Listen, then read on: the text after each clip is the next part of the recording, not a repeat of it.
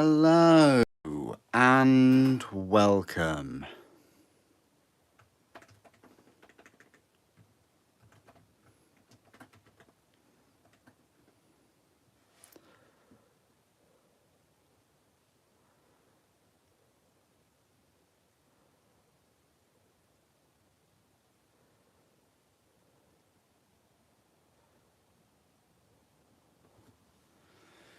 Just give it a little while.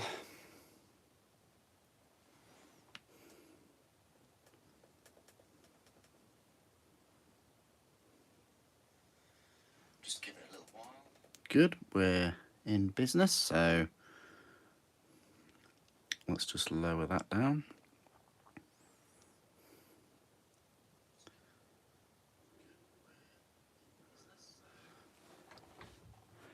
I haven't done a live stream for quite some time, so I thought I would take this opportunity. I just received a couple of new miniatures, so let's get to it. I hope you're having lovely weekends and things, enjoying the weather, and yeah, good to see you all. Right, just gonna crack on really straight away with the building of this Big Mek. It's a model that I've wanted to get since it was sort of announced. So yeah, we'll just crack on with it.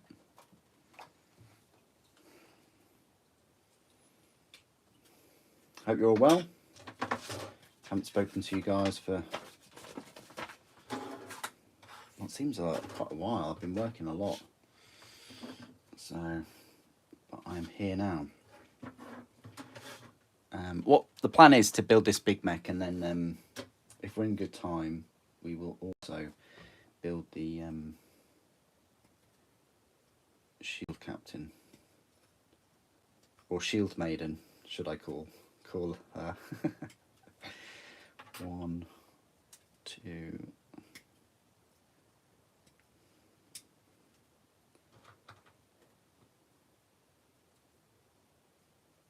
3. I still haven't decided what weapon option I'm going to go for with this Big Mek. Still haven't decided. 5, so this cloth thing. Yeah, it has been a long time. How long has it been? A month or so? How are you doing, Kriegsman? I will be in the Discord chat after this, if anyone wants to continue the chat.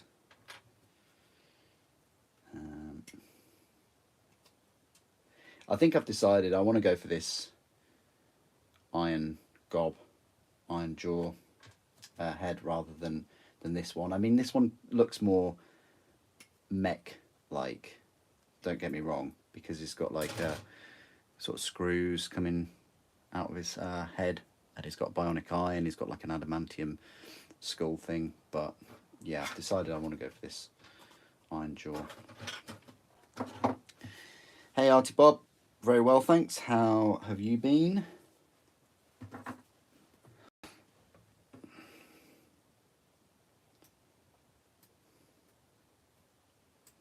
There's going to be quite a few live streams next week.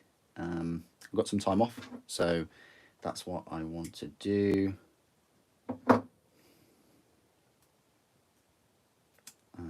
So yeah, there will be a few.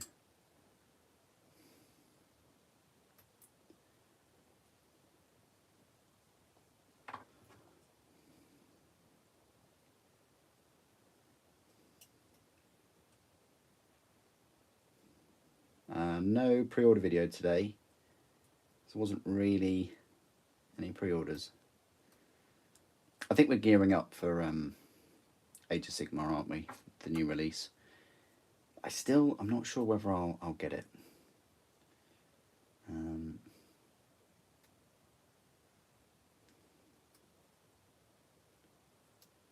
I kind of want to get it just for the Skaven.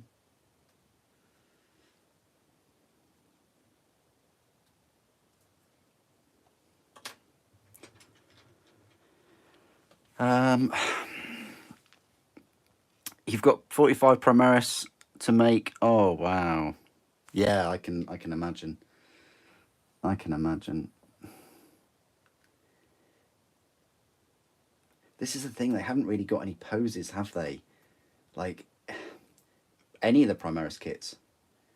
You know, it's not like the old Space Marine Firstborn kits where, you know, you could move the you know, the legs were the same, but you could move the torso, you could move the arms. A lot of things were compatible, like the different heavy weapons and things. But yeah, Primaris, I can understand. In a way, it's similar to tanks, like Primaris tanks. Is that just for the collection, or is that for a game? I mean, what's the story behind that? Thank you, Elias. Appreciate that. Nice one, Krieg. Nice one.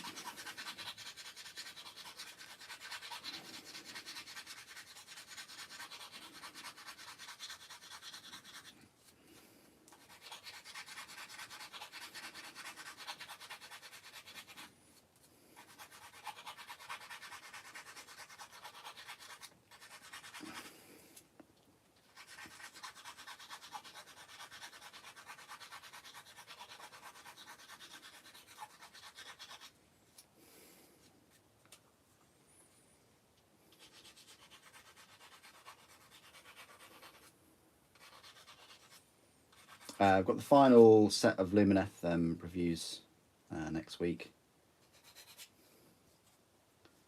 And then that's Lumineth done.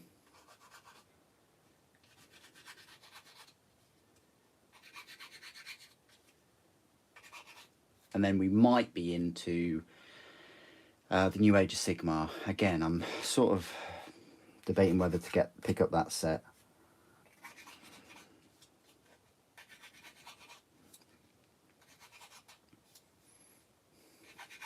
Because I don't want a situation where I pick up that set and then Mechanicum are released, which you know they'll do, like a couple of weeks after.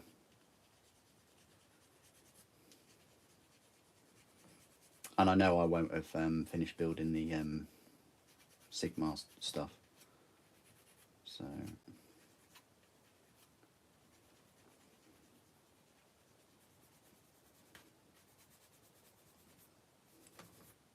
So yeah, it's odd, isn't it, that a new release of Sigmar, new edition, the thing that would be putting me off is another upcoming release.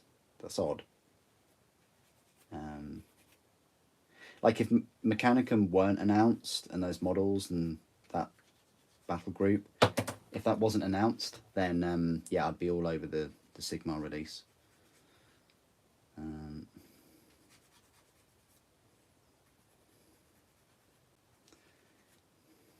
But yeah, as it stands, I would rather save the money, like the channel money, and put it towards the Mechanicum release and give you full coverage of that, and give you so many more size comparisons with other like Mechanicus units and things.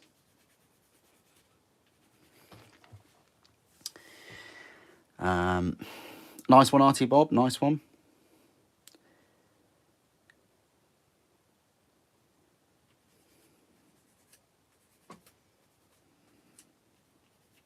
Yeah, if I had that many Reavers, I'd be kit bashing the hell out of them.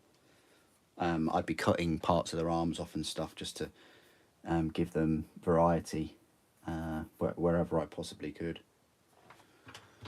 The Toaster Worship crew. Love it.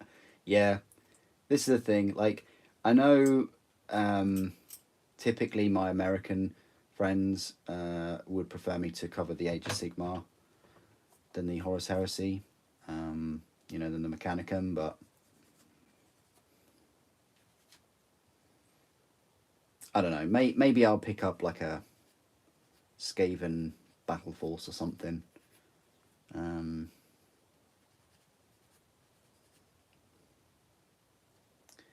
I would doubt one would come out by Christmas, but you never know. I mean, it's 6 months away, isn't it? So.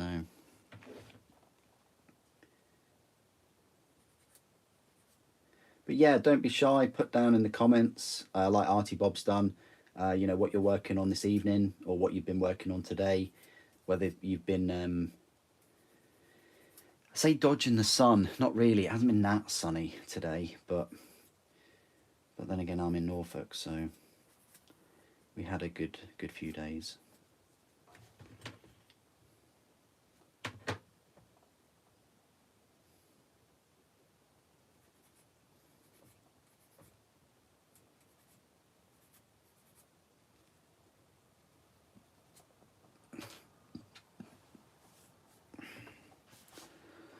Yeah, I do have the nights. Yeah, I'm definitely looking forward.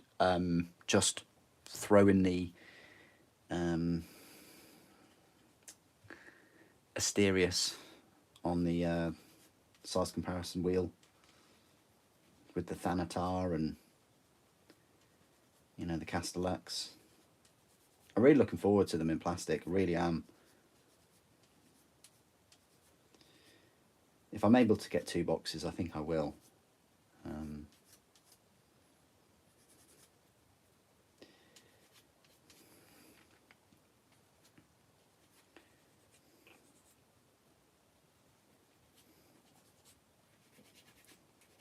But yeah, if you've been waiting for the Solar Auxilia, don't worry, there are some reviews coming. So it'll be Lumineth next week, then Solar Auxilia like the week after, and then depending on time frames when Mechanicum come out, it'll be Word Bearers reviews.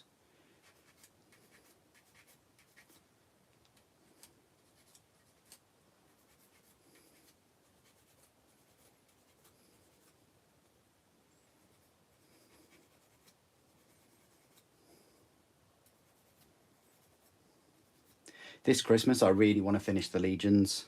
Like, really, it boils down to a few Imperial Fists characters and units, and finishing off Emperor's Children, specifically with the new Fulgrim model. Like, he is expensive, but the force I've got in mind will be yeah, suited to him. Still a very small force, but oh, nice one, Artie Bob. Very fresh.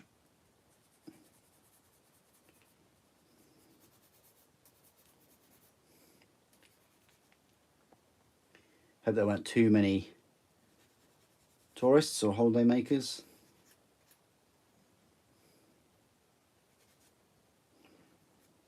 Hope it wasn't too crammed. Too many lobsters on the beach.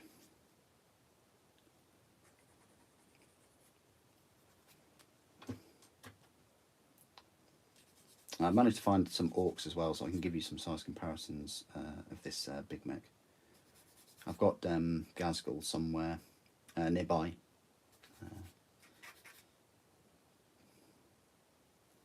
And possibly even that war boss in Mega Armor.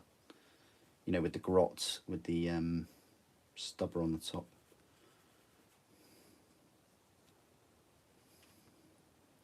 Or shooter, whatever you want to call it.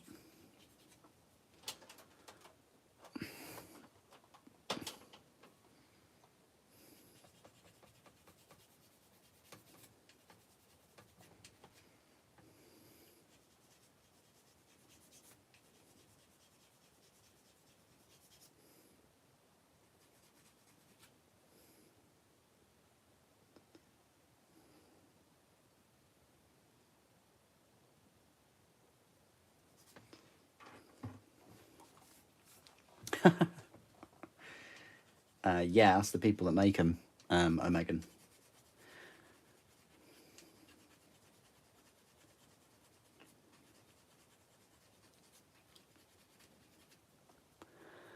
You're going to paint your Germans tomorrow evening. Haven't got the impulse for... Oh, fair enough. What have you been working on, Kriegsman? Like, what have you been painting? The Russians or the Allies?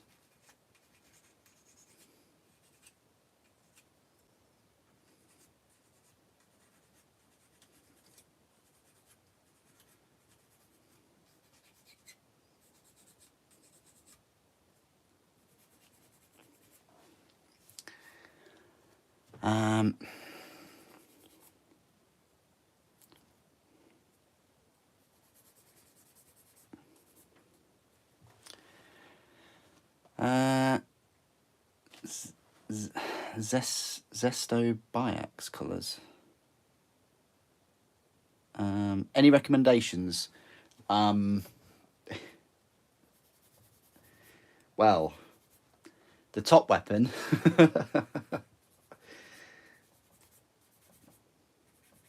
Gonna have to go for a Apocalypse missile launcher. But in terms of weapons, it's really depends on what you want to be, what you're going up against. Like, if you're asking from a kind of model perspective rather than you using it in game all the time, then I would recommend. You can't really go wrong with the laser blaster. You know, the triple barreled one and the Gatling blaster. Like, they just look good like that. The claw, I don't think they sell the claw anymore. I think they sell the Warlord Titan claw, but possibly not the Reaver one. And the fist. I think they used to do the claw and then they did the fist, and the fist just looks a bit odd, like it won't reach. Melter is all right. What's the other option? Because it doesn't have a Vulcan, doesn't have a plasma. Volcano. I don't know with the Volcano. It's quite thin. I mean, Volcano looks odd on the Nemesis because it's thin, but it doesn't look too bad on the Reaver. You can kind of get away with a Volcano and the laser blaster. But that's what I would go for from an aesthetic point of view. Gatling and laser blaster. I don't know, what were you thinking?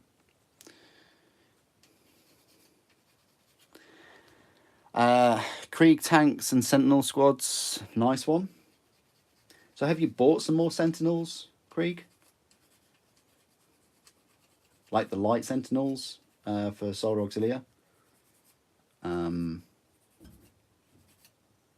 They're definitely up there on my list to build soon.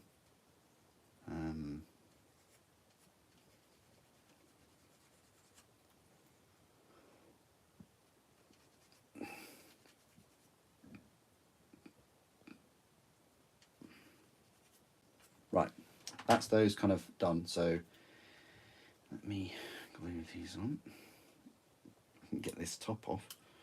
Is this a new one or something? Oh yeah, that goes without saying, Artie Bob. Yeah, goes without saying, my friend. All my Titans are magnetised. Right, so this goes like that, and then on there. Just trying to work out the order that this kind of goes in. I guess that goes in there then. All right, we'll have a crack at that then.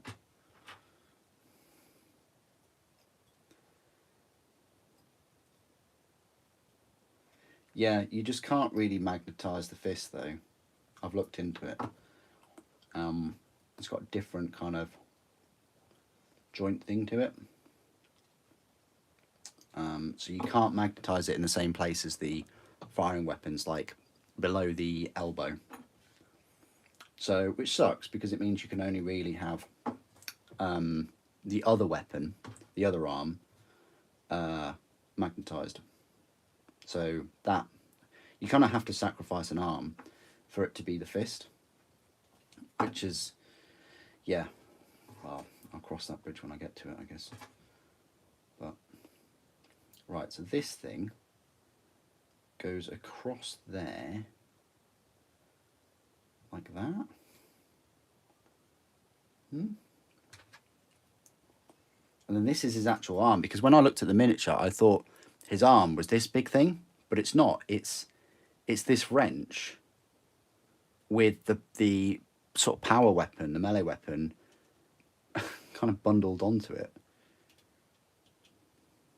So let us somehow get that in there. Okay.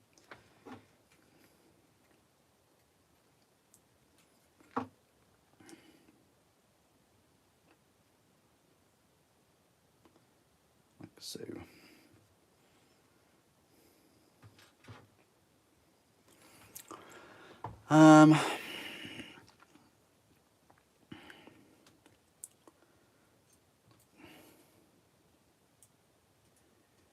Yeah, that's the beauty about it though, Krieg, isn't it? Is when you have invested a fair bit of money into different weapon options and heads for the Titans,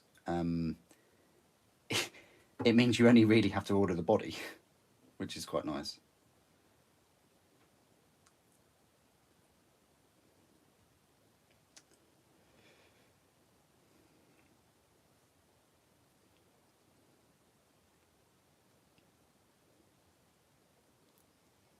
Okay, that works.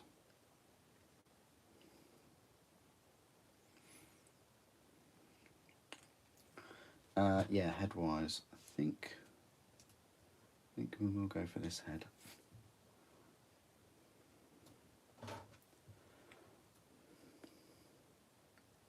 I don't know, I like his face, you know, kind of bellowing or something, rather than this kind of moody mech kind of thing. I just like that more.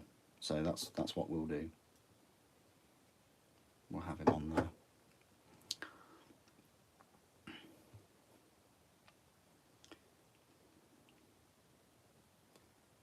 There we go. So that's his head done.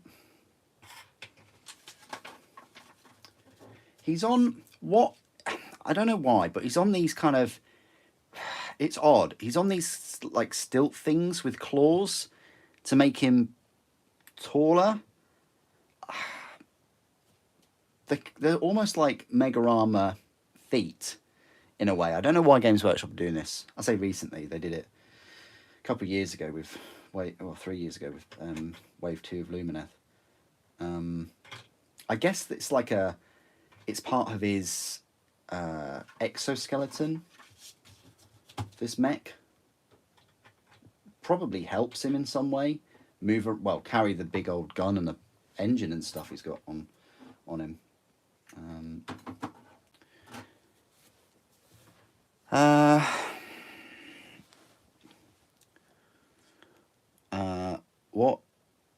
What do you do when you want 2 warlords both dual wielding the same weapon options?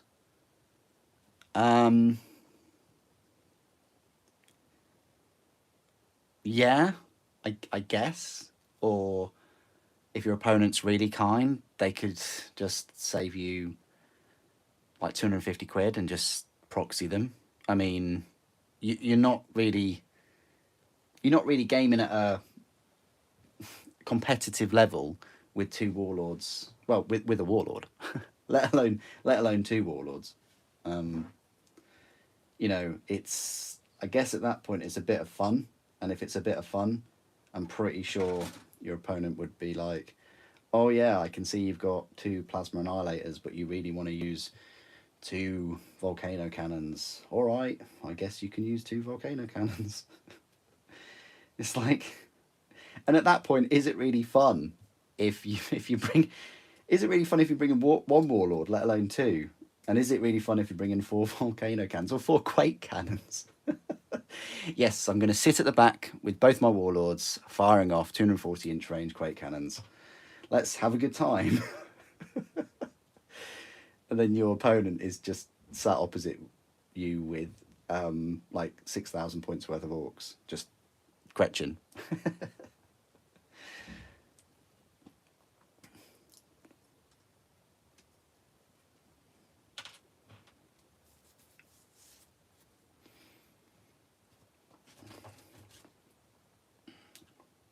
Right, so that's one of the legs. And then we've got these armor plates here for his shoulders. And then sat on top of that goes this engine thingy. 8 and 9. 8 and 9. There we are. And then this boss pole. Snuck a boss pole into this.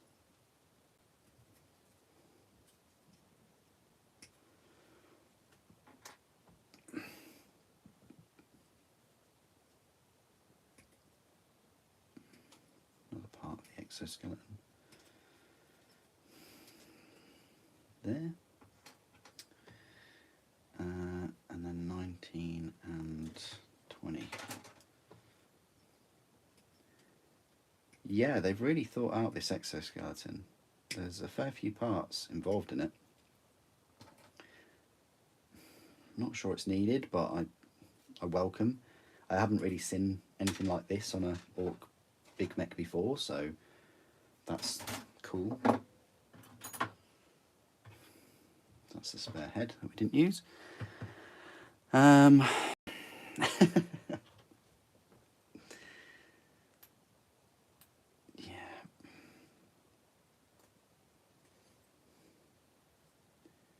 The thing is, there's no like bonus for having 2 warlords with 2 fists. Like, you don't even get an extra attack.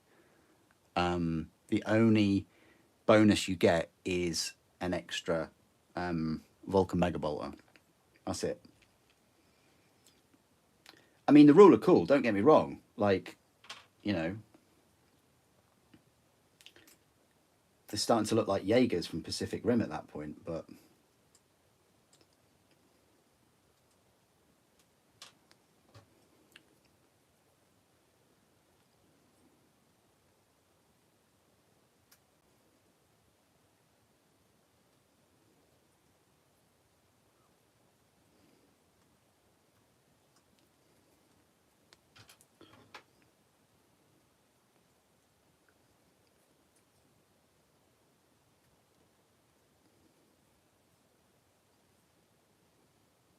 What would be cool, though, is, you know, you get the... well, what would be cool is if they just made more weapons for the Titans, specifically the Warlord with the Carapace weapons, and definitely with the Reaver. You know, I've lost faith in the amount of money Games Workshop has lost from customers that have spent, what are they now, about 1,500 with weapons and stuff. The amount of money Games Workshop have lost out on for customers printing their own Carapace weapons for their Titans. Like, you know, it baffles me. We know how many kind of Titans and things have been sold, and you could quite arguably say that a lot of those customers would have bought extra weapons, extra Carapace weapons. And, you know, as soon as they've sort of created their own, there's not really any need for them to pay 100 and whatever it is for them. So they've just lost out. It's sad, because when you think that the sales from those weapons could have funded a 2-year project from Will to create a War Master, or to create more weapons for Reaver, or something, or create a Warhound in plastic, that's when it really hits home. It's like, yeah, if they'd only sold, you know, different weapons, that could have funded a completely new project. I'd like to see if like the sales from the Warlord Titan and the Reavers and things funded the Nemesis Titan. Really would. I'm getting lost with all of the parts that I've cleaned now. Okay, we're back onto over here now. Right.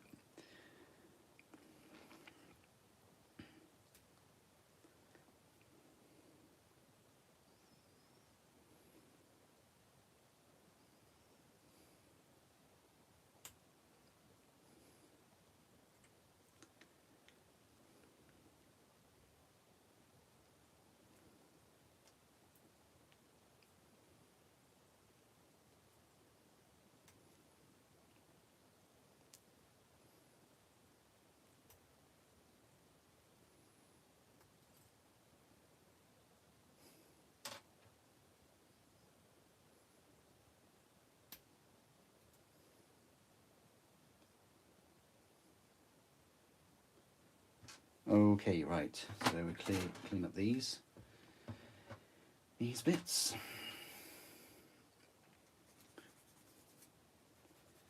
Any sort of parts of pistons, yeah, you can just expect mold lines or any sort of smooth surfaces, sort of rounded surfaces.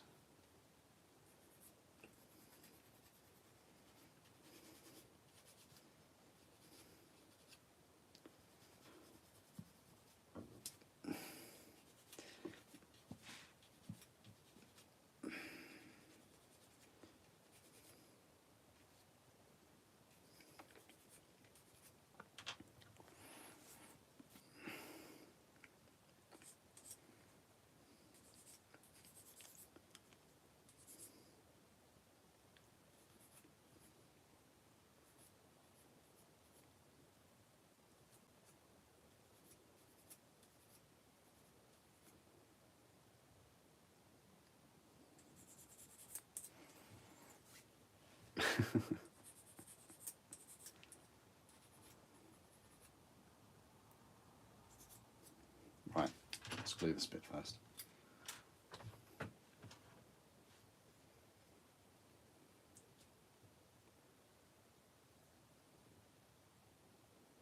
Yeah, let's put this on here.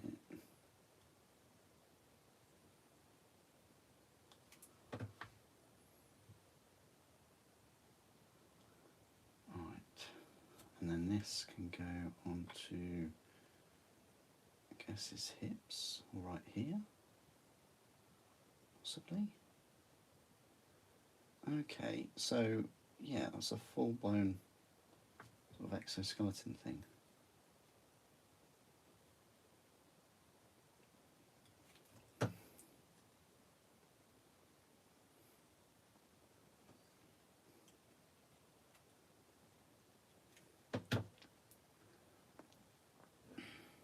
And then we can prepare this.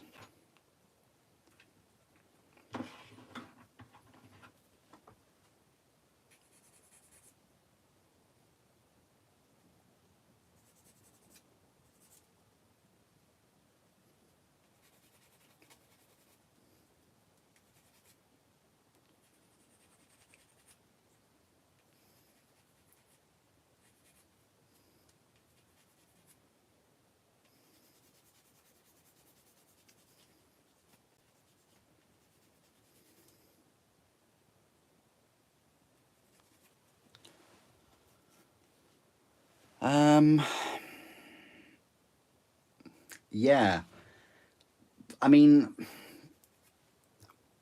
Big Mek in Mega Armor. I think he will be. The Big Mek in Mega Armor. Are you talking about the one in the Mega Armor box set?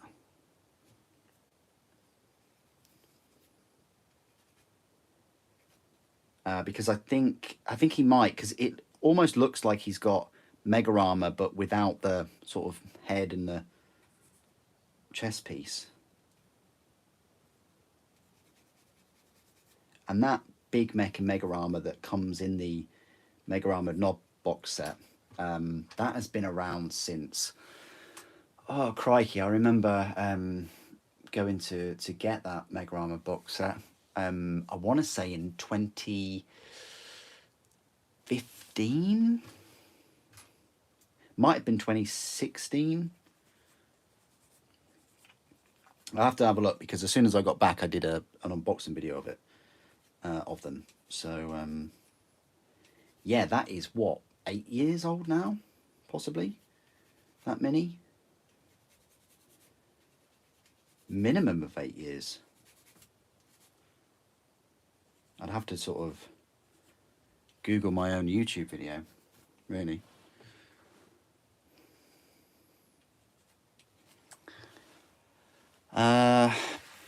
I need to, let me read this. You need to do TJ Trajan Valoras. Okay, interesting. I have got Trajan Valoris unboxed and reviewed, yeah. So I don't, unless you mean I need to do it in a different way, because I have built and reviewed him. He is on the channel and he's most likely in that Custodes playlist. If anyone's ever unsure, like if I've done a video of a model or whatnot, just type that model in to YouTube and then just type in Super Saiyan afterwards. And it's pretty good. It usually comes up. For some reason, I never did an unboxing of the, was it the Caligrave or the Law Seeker? One of those two. Which is odd. Maybe I misplaced the unboxing somewhere, but I did the review of him in the end. So part of the engine.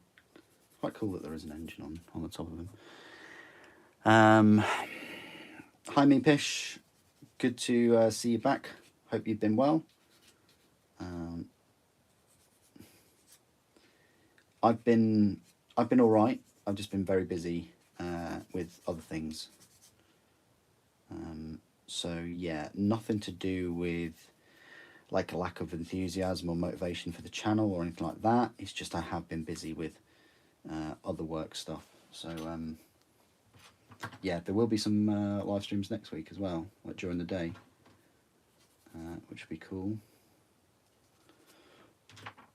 Maybe I can really put a dent in this in the Solar Auxilia. Hoping.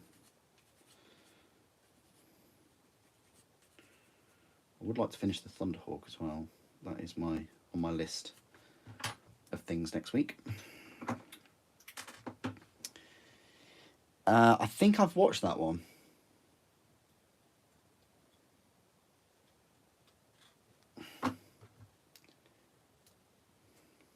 I'd have to go and YouTube it straight after this just to double check, but I'm pretty sure I've watched that film. Right, and then we can put this on. Where does this go then? That side? No, this side.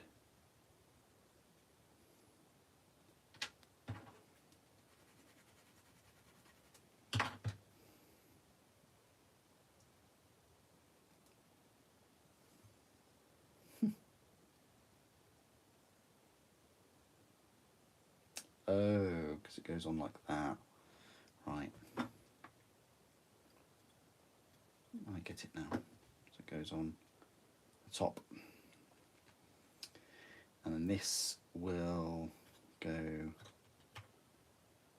in there, I'm thinking. Okay, yeah, that goes in quite well.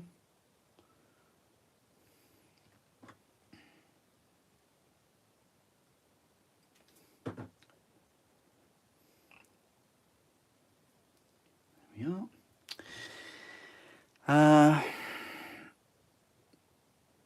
You're not a fan of high temps? Okay.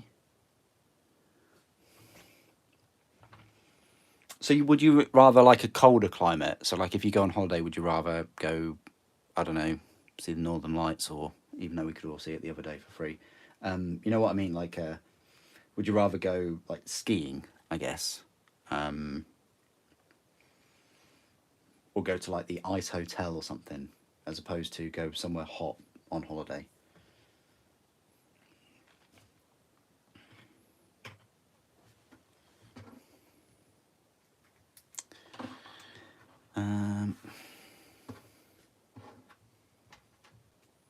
So this one, and then this leg, and then this pole thing.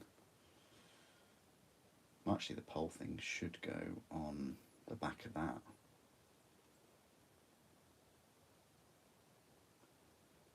Well, it should go there.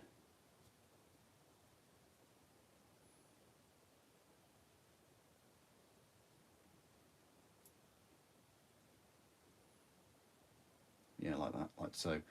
Let's clean this up and put the pole on. And we'll clean up those things, and then we're ready to pick a weapon.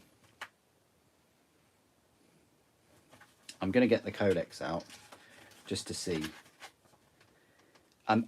Like, I like the look of the teleport blaster thing more than the custom blaster or mega blaster, whatever it's called. I like the look of the teleporter more, but I just know that the damage output and reliability is going to be better with the plasma type weapon. And I've already decided I'm not going to go for the drill. I'll go for the power claw melee weapon. Yeah, that thing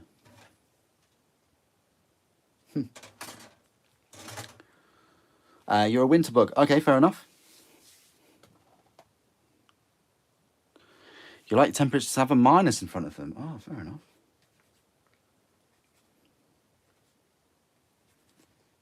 Well, that's the thing with cold weather, isn't it? That you can always sort of get yourself warmer, put more layers on, start a fire, have a sauna, those kind of things. Whereas, you know, if it's too hot outside, what are you going to do? Have an ice lolly. Have some aircon. Yeah, yeah. Can't really say aircon in the UK. I think it's something like, what, 20% of all buildings have aircon in the UK, so it's not really like a standard over here.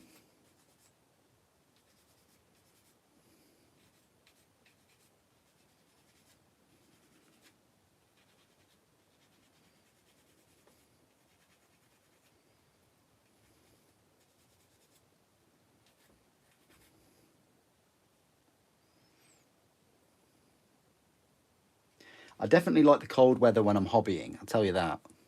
I like the warmer weather when I'm gaming, but the colder weather when I'm hobbying. Nothing quite like, you know, doing this hobby, painting and building, and I'm doing the live streams, I guess, when it's dark outside and it's cold. Like,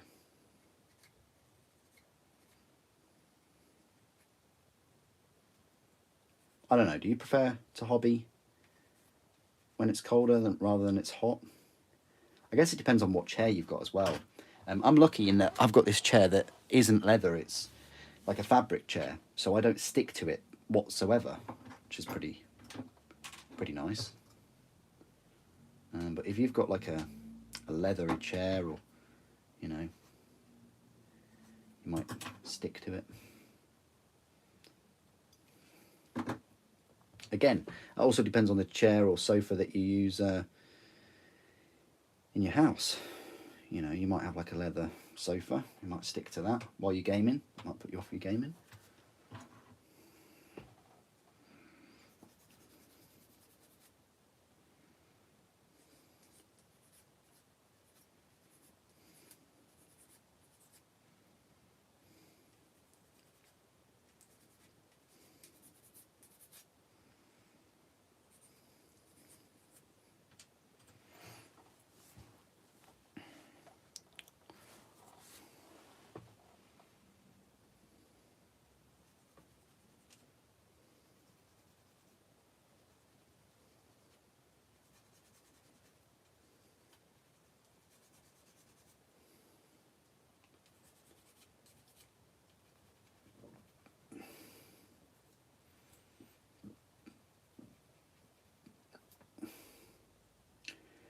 Yeah, I know I normally try and keep Sundays away from Warhammer videos, but tomorrow's video will be the unboxing of the Custodes. This is the thing, unless it's a multiple release weekend, I won't make a Warhammer video on a Sunday. It'll be like watches, knives, motorbikes, something like that. But this week's a bit different. Next week will be a bit different too. I'm hoping to receive the Command Squad sets. So you'll have Mark 6 on Saturday and Mark 3 on Sunday.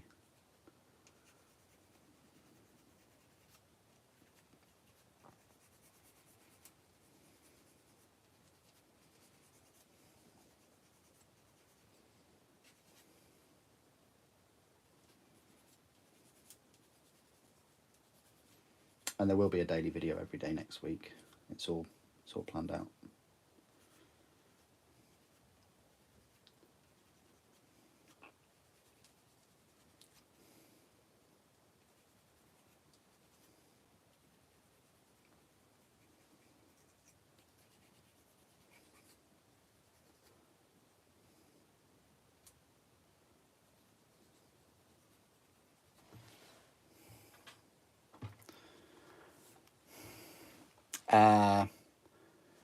Do you think we'll get a Stormlord for Solar Auxilia? I'm not sure. They're out of stock, aren't they, Krieg? I'd love it if it was like fully plastic kit, and it would have been nice if they did create it for in plastic, like completely. Not sure Solar Auxilia can use Bane Blades. I mean, I've got the book, and it doesn't really mention anywhere in there in the Lord of War section that you can take them. I'd have to kind of look at the sort of Horus Heresy data sheet somewhere. I guess it's somewhere on the community website where it says that you can just use one in that army. I guess there's some kind of like FAQ article that they've got going that highlights some of the older kits. I mean, if you've got the rules for a Baneblade for Solar Auxilia, send them my way, my friend. And if they definitely have rules to be used, I'm very tempted just to pick up another Baneblade and you know, go through a build guide in the live streams for people.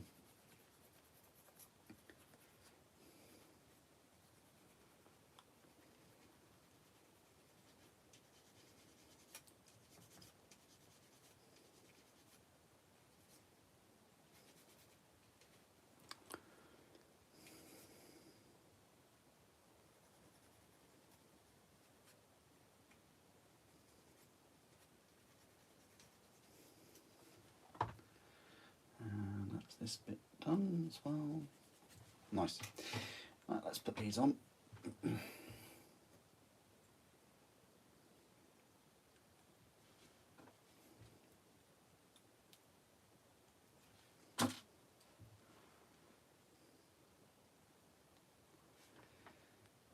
Now this will clearly go on the other side. Wow, that's quite nice. They want you to put this piece on first though, so we will do that. And it looks like it will go that way, there.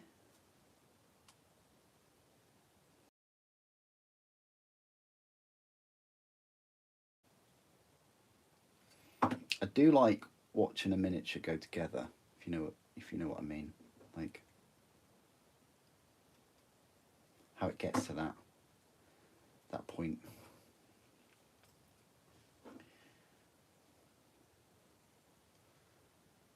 Tell you what, this one is going to be a pain to paint though. So many kind of like hidden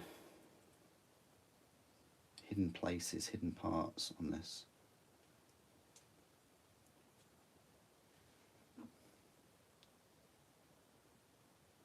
There we are. Okay, right, weapon. Let me just go and grab the old codex. I'll read your comment first, though. Me. You much prefer hobbying in winter? You're sweating like a heretic who's just seen an Inquisitor turn up. That's excellent. Really that hot there where you are? That's interesting. Oops. Didn't mean to do that. That's what happens when your chair refuses to... It's alright, I'm not going too far away, but I'll just put that on there.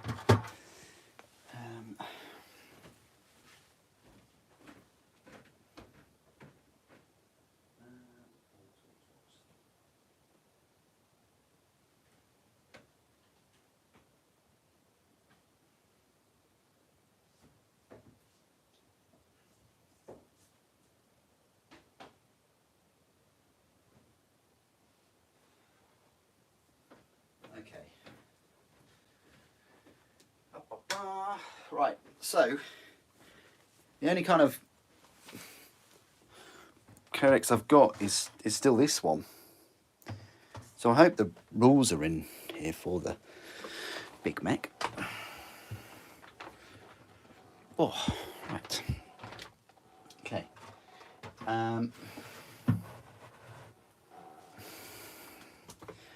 Right. So, Big Mek, got to be HQ, right? There's a Big Mek in Mega Armor, a War Boss in Mega Armor, a Big Mek with custom force field, or a Big Mek with shock attack gun. So, is that what it is? Is that what this weapon? It's not that weapon though, is it? Surely. It's not a shock attack gun. Big Mek with custom force field. It's not really that one either. War Boss in Mega Armor, no. Weird Boy, no. Big Mek in Mega Armor. Is he really in Mega Armor though? He's got a custom Mega Blaster. And yeah, there's rules here for a teleport blaster.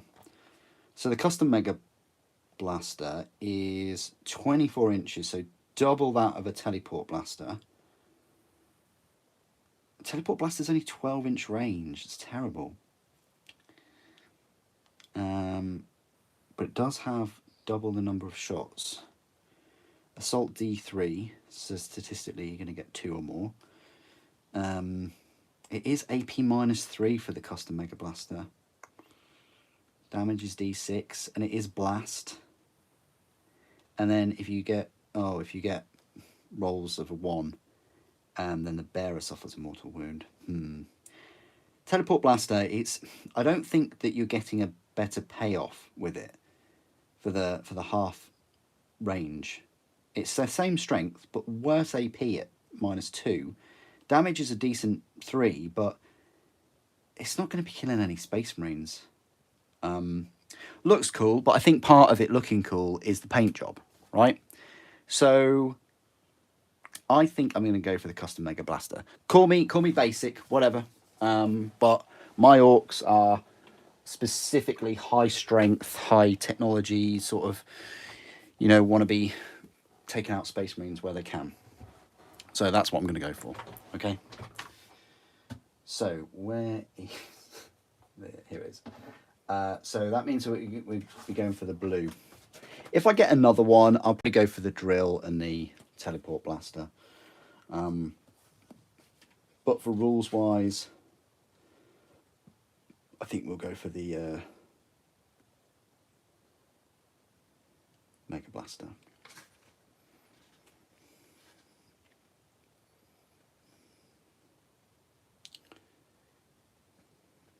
It's just the teleport blaster is just such a short range. Unless I can find some new rules. Hello, Hello, Maxim. How you doing? Good to see you. Let me have a look at the Wahapedia. Wahapedia. There we go. 40k. Let's just type in Big Mek. Let's see what Big Mek comes up. Here we go. Big Mek. Here we go. Right. So. Okay, right. So in the new rules, apparently a Big Mek has got a tractor blaster. Is that what it says on the Games Workshop website? Let's just have a little look. Big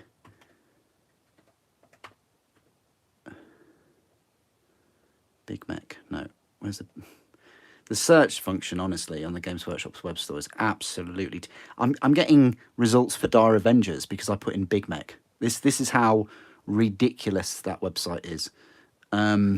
Let's do. I have to go through new and exclusive and then find it that away. Where is it? Oh, of course it's not on new and exclusive anymore.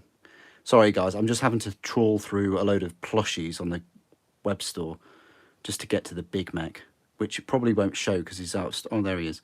Right, okay. Teleport the boys into battle. Okay, what does it say? Ork engineer absolutely covered with mechanical gubbins. This bionic brute is fitted with a teleporting shock booster harness and laden with custom weaponry. The kit includes 2 weapon options for a shooty size custom mega blaster or tractor blaster. So tractor blaster, that is, yeah, tractor blaster according to the new rules is a 36-inch range, anti-fly 3+.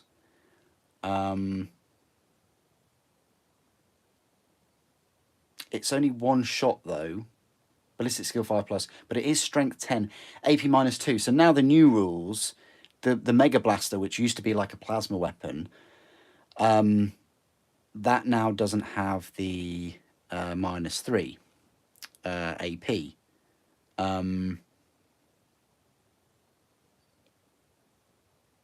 It just has hazardous.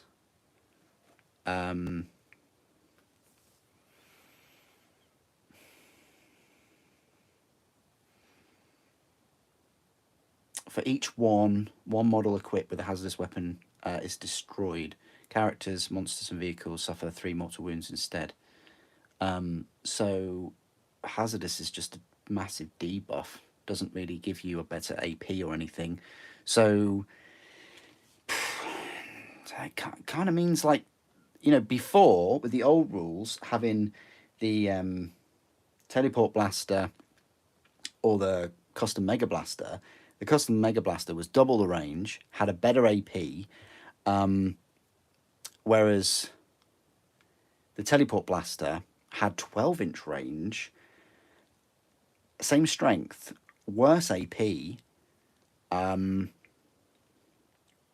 So it was a worse weapon. But now I'm thinking, you know, 1 shot at strength 10, still AP -2, which is terrible.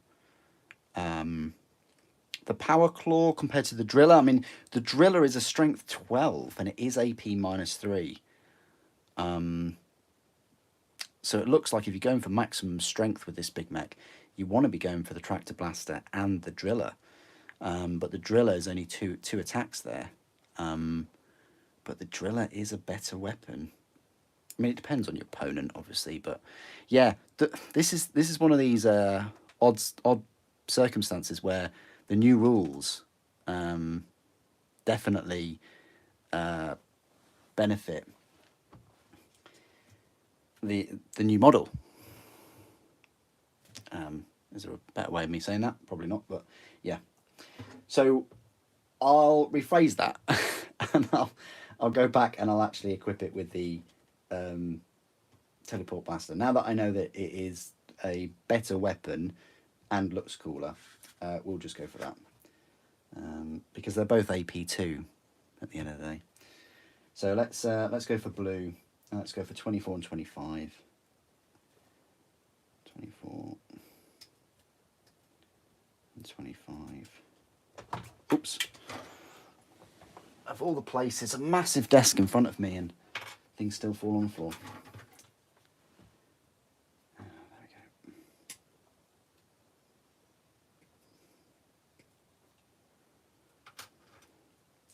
go. 27, 26.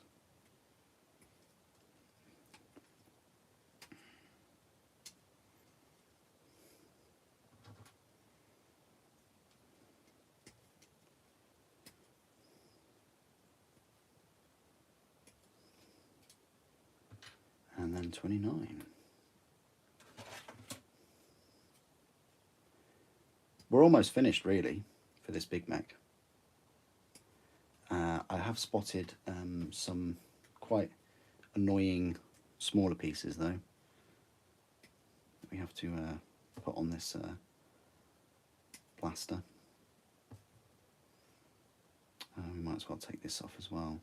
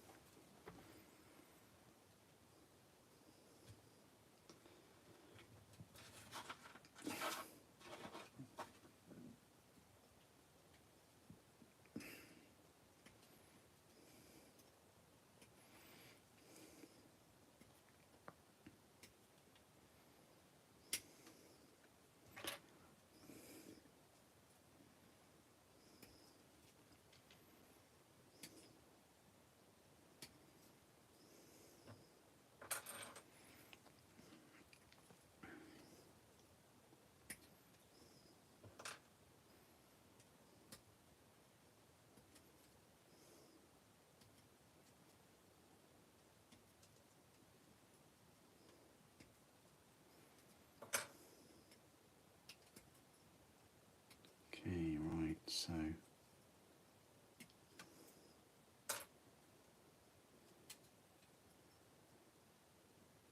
now looking at it, I'm having thoughts of the melee weapon. Should make a decision on the melee weapon. Let's do the let's build the range weapon first and see how we get on with that.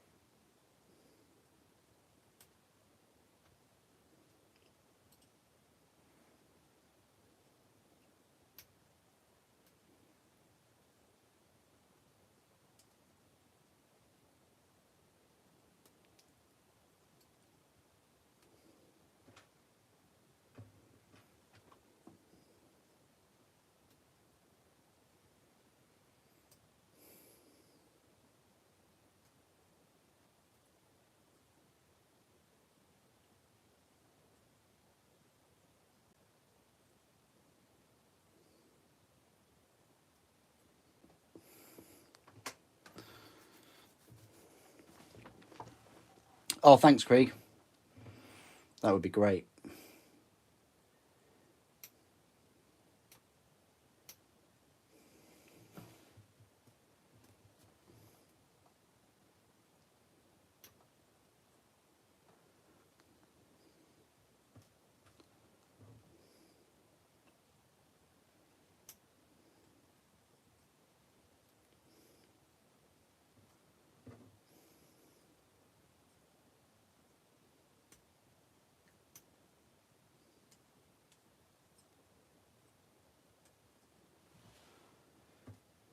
because I'm thinking of having all the Bane Blades and the Shadow Sword for Solar Auxilia. That's the thing.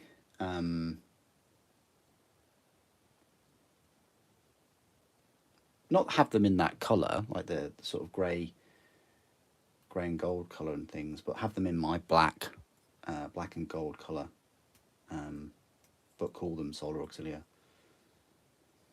I mean, there are different colours and things of them in the Imperium book. There's a nice purple colour for them.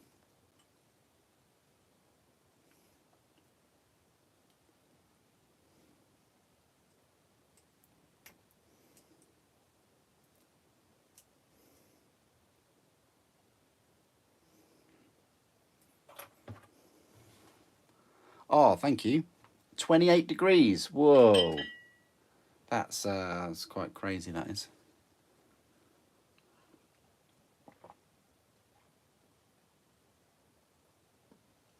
Why is it so warm? There. Oops. I don't know what that hit. Oh, okay. Yellow is a great colour. Yeah, 28 degrees is way too much.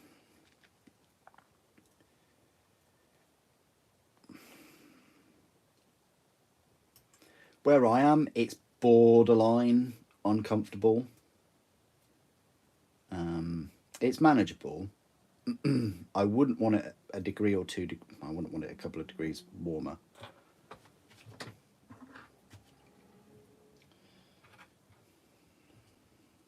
Right, the plan is to, yeah, let's just clean up this.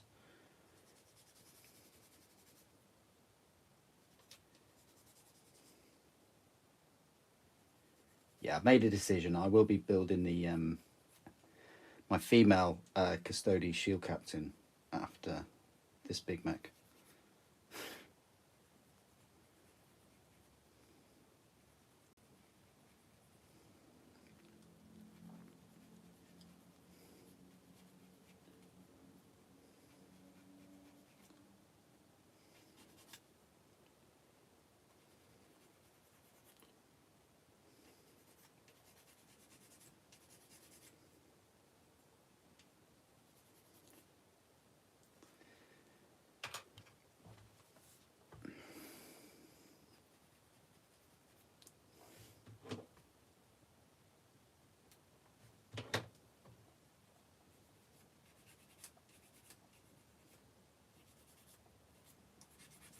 And I will be on the Discord after this.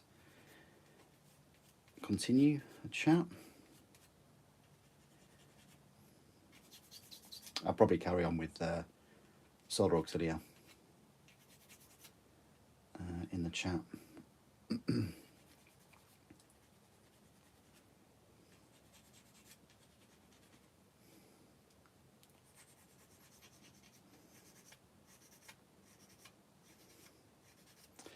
That's another thing by not getting the new edition of Sigmar, is it gives me a nice breathing room to finish Auxilia and potentially start Mechanicum.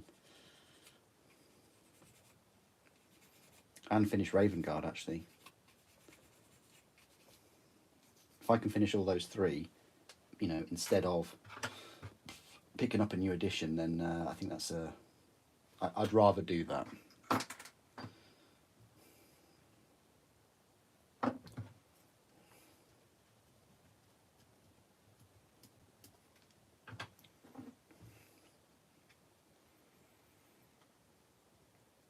Hello Lynx, how you doing? I haven't spoke to you for ages. You all good?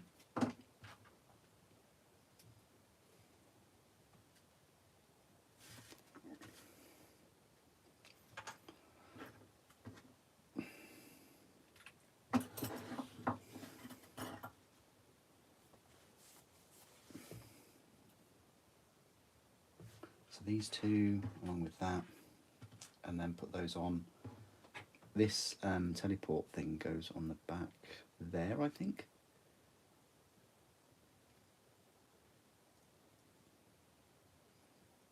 And I believe it goes any old which way. Maybe? We'll settle for it there, but that may change.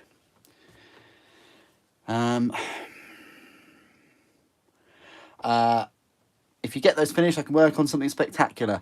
It will be Imperial Fists, actually. You're right. It will be Imperial Fists before Emperor's Children. Yeah, you're right. Lynx, you got a new job.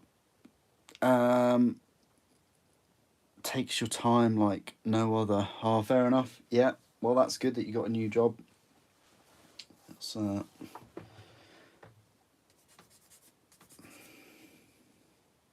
yeah.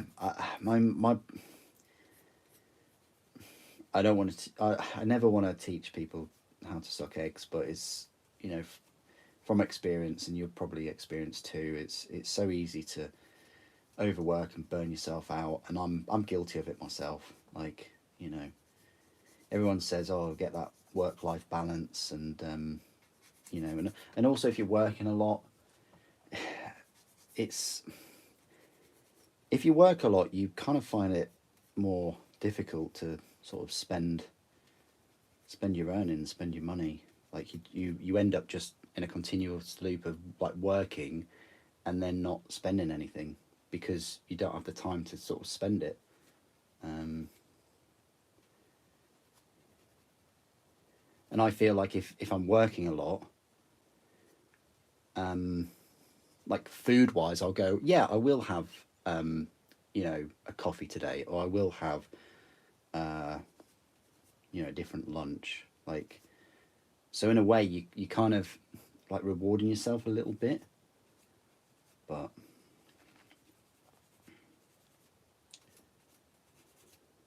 yeah, no, I'm guilty of that. I'm guilty of sort of going on holiday and then working while I'm on holiday with other things. So I'm guilty of that.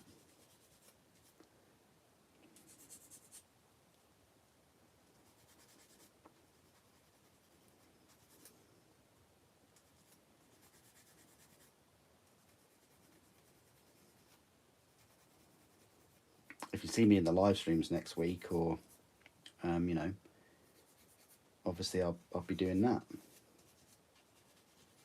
And if I wasn't doing that, I'd probably be doing something for the channel, recording or editing or setting models up. And it's why it's so important, so precious to actually take the time to just chill out and disconnect.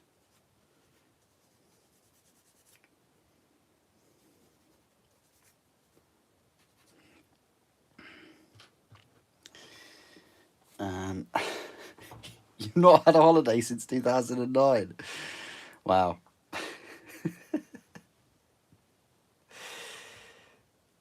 Yeah. You thinking of getting the Skaven separate or completely dipping out? That's a really good question. I'd be happy to get the Skaven at the box set price, but that's how they sucker you in, isn't it? Like, they new edition, it's 100 and whatever it'll be, 140, 150, probably less, maybe 120. I don't know what it'll be, but you know, and then, you know, it kind of value wise, it works out to be worth it if you're just interested in one of those factions. But then what are you gonna do with the other minis? I think it's a better set than the previous edition. What was that, third edition? Just because the Cruel Boys, like I really was not on board with them at all.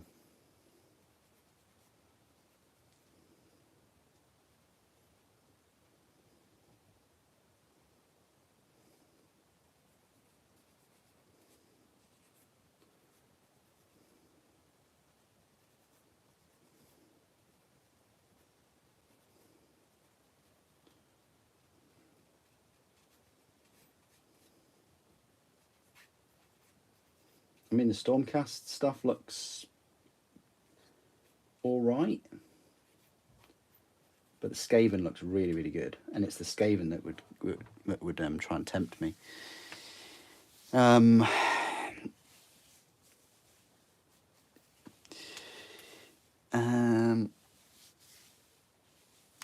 The law prevents Super falling into that trap.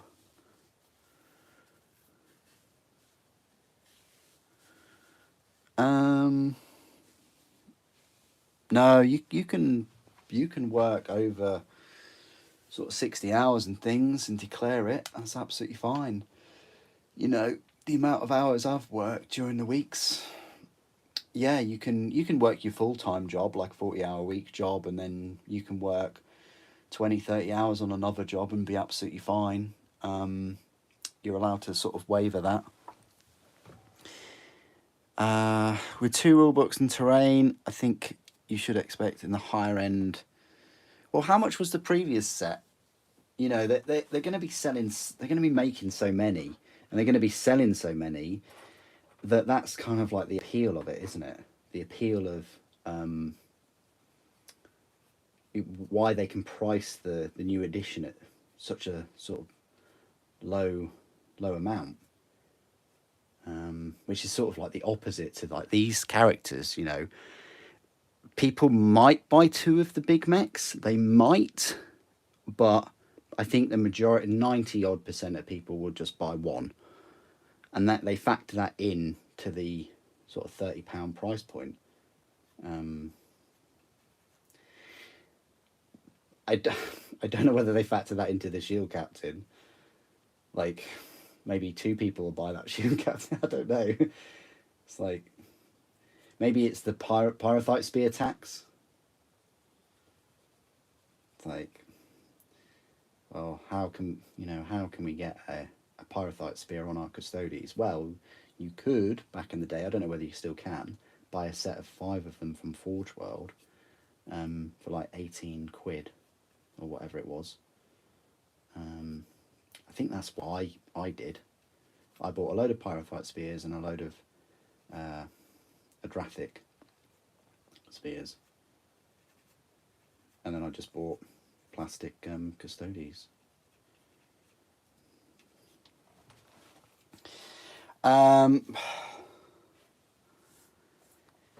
Yeah, yeah. I don't want to get too political.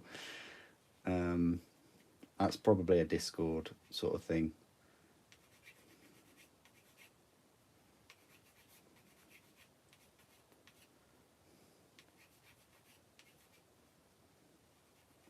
All I will say about it is it was a surprise.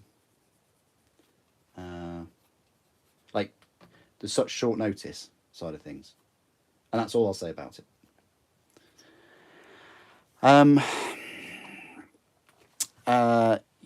Okay.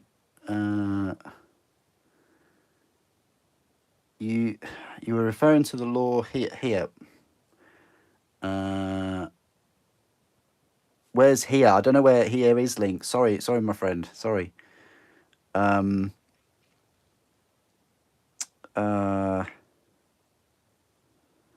it's like, because you put, luckily the law prevents Super falling into that trap.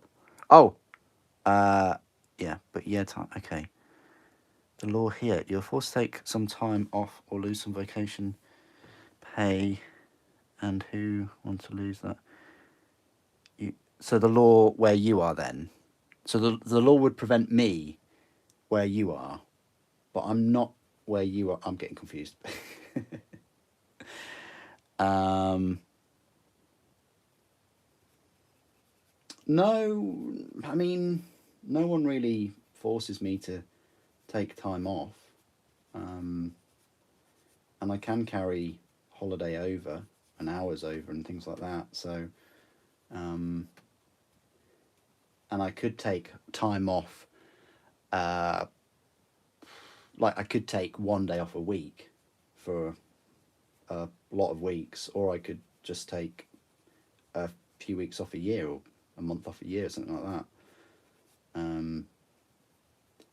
But I generally, if I take holiday off, then I'll be working on other things, different jobs, and you know.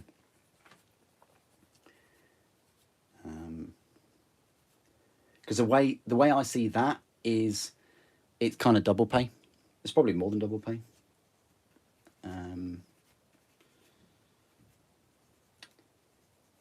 And it's just convenient as well.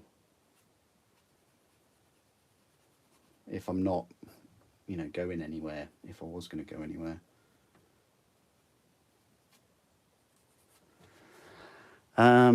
You have one of those pyrothite spears. Woo. Oh, right, okay. I thought you were that way, Lynx. Yeah, I thought you were that way. Oh, right. Yeah, that makes a lot of sense. Thank you. Yeah. You see, this is why, like, the written word is just awful to communicate with everyone. Like, the best communication is body language. You see me use my hands a lot in the videos. That's kind of like the only thing I can use, really. But yeah, just it's so open to interpretation, isn't it? The written word.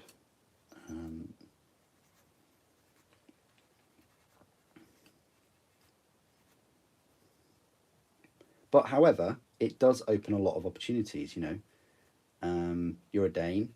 You're speaking to me instantly. That's incredible. I mean, and this hobby brings everyone together. Well, it should do. There's a bit of controversy a month or two ago, wasn't there? But yeah, we'll save that for the second part of this live stream. Oh, there's so many mold lines in this teleporter thing. So many, all in the. I'm gonna lose sleep over this. I really am. Okay, right. Let's try and whittle these down. I mean, the mold lines aren't as bad as like repulsor plates. Those kind of things will give you PTSD, but these are still insomnia inducing.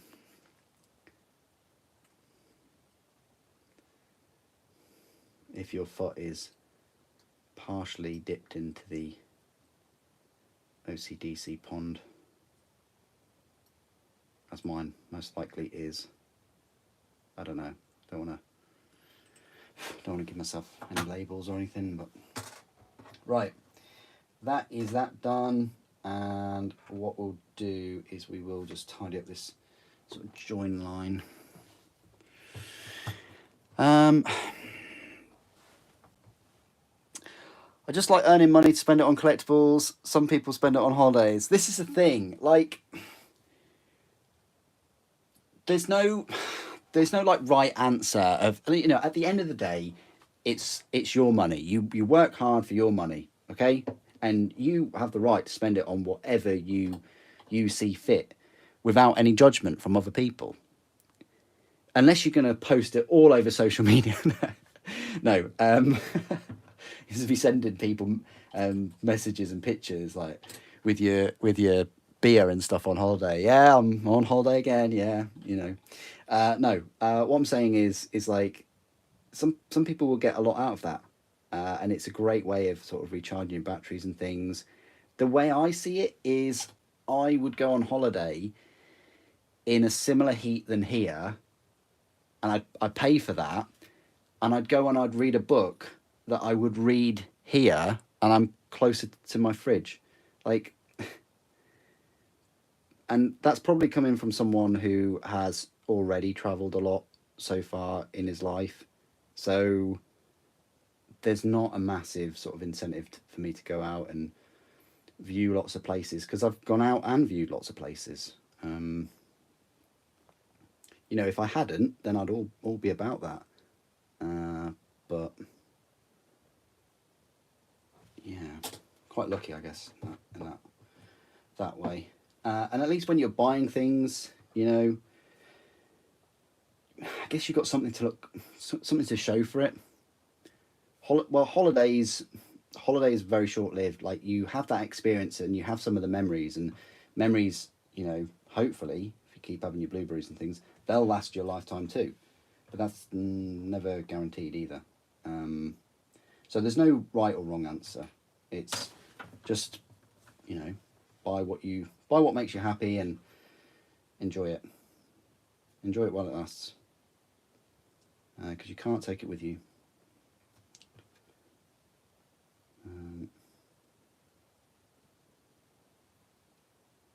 Right.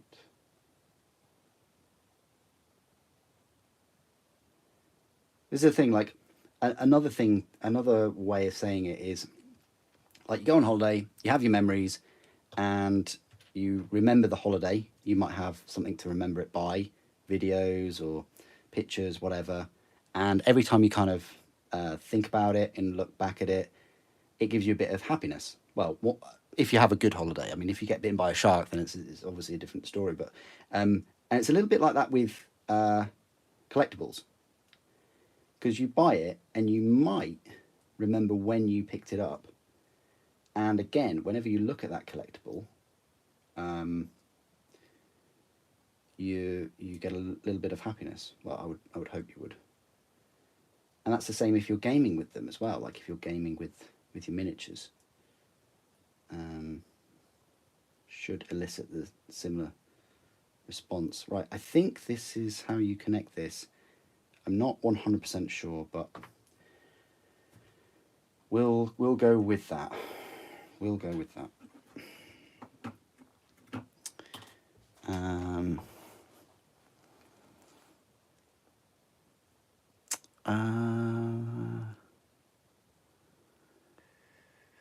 Yeah, always controversy. Yeah, yeah. Yeah, I did just have to say the plates. Yeah, yeah. I'll give you a free counselling session after this. It does involve lots of pictures of the hag, by the way. That's what my counselling sessions revolve around. Right, there we go. Your last boss was on vacation 1 week of every month. Ooh, ooh, that's a lot. You work 3 weeks to then. I bet he or she had weekends as well. So what's that? That's 8 days plus the 5. That's 13 days. You pretty much not working half the month. I don't know how productive that can be. Maybe he or she is able to cram in a month's worth of work in sort of 16, 17 days. I don't know. But if they do that, that seems to be very high stressed, high pressure. If they're working at that capacity.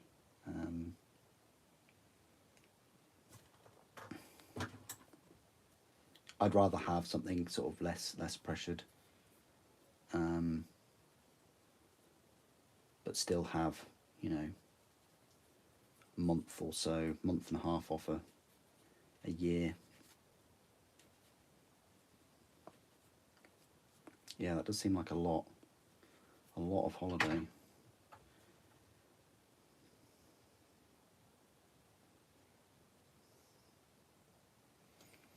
And also, like, if you're self-employed or if it's your own business or something, I don't know how you can recoup that holiday back, because you're probably not getting paid for it while you're away. I find that with sort of self-employed workers, in that you know, if they decide to go on a holiday, take a week off, you know, they don't get paid for it, and then, you know, they're missing out on a week of pay as well as paying for it. It's a double whammy for them, isn't it?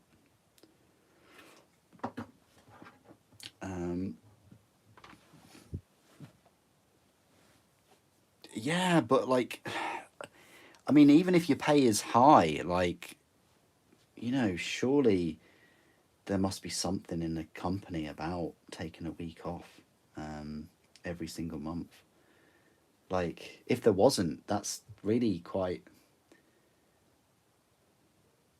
Well, I know plenty of companies where, you know, a manager would get the same amount of leave as people lower in the organisation. Um, so for someone that's on a lot of money, that seems quite unjust that they would be given more leave. That seems quite odd. But oh well. Um,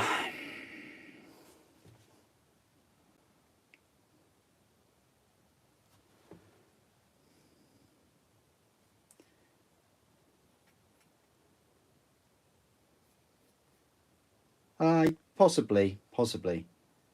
It depends, doesn't it? Like, it depends.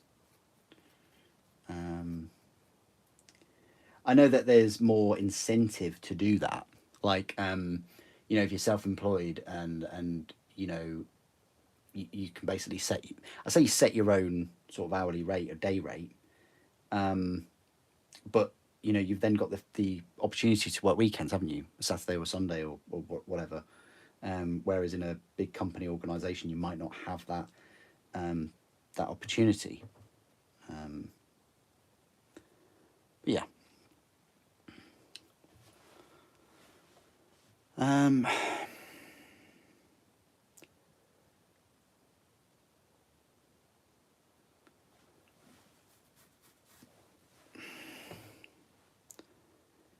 yeah, it's a high risk. Yeah, definitely high risk. Um,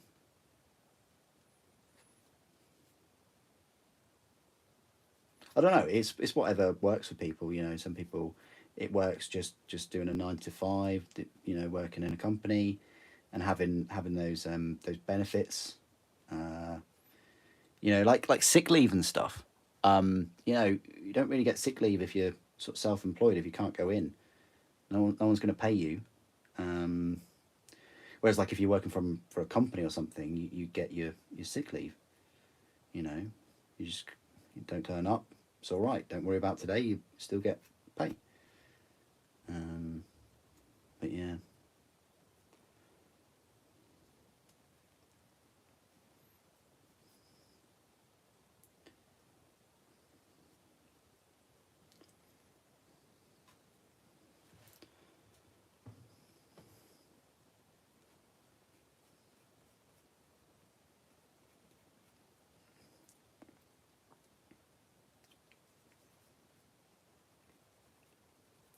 Anyway, we seem to be going off on off topic a little bit. Um, but trying to keep focused on these mold lines on this tractor blaster. Apparently, it's called, not a teleport blaster. This is a new data sheet somewhere for this new Orks Big Mek.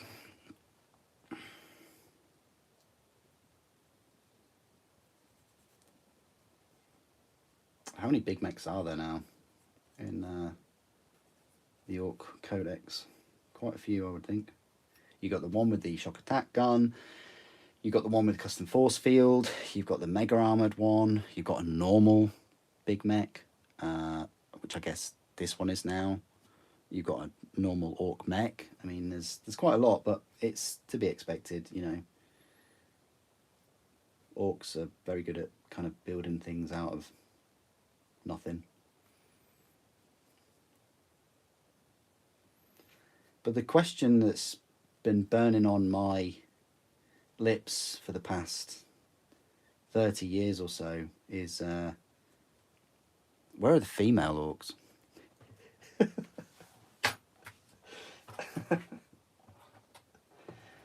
I mean, we should have female orcs, right?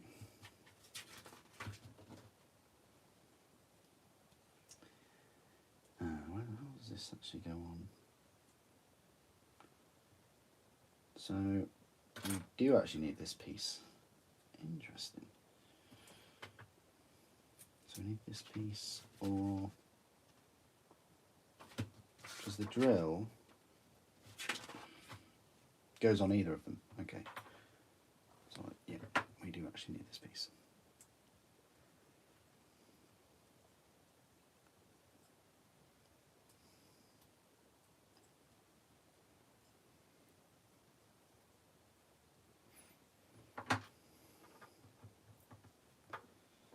I think I'll use the old Tamiya for this bit. We've almost finished this Ork Big Mek.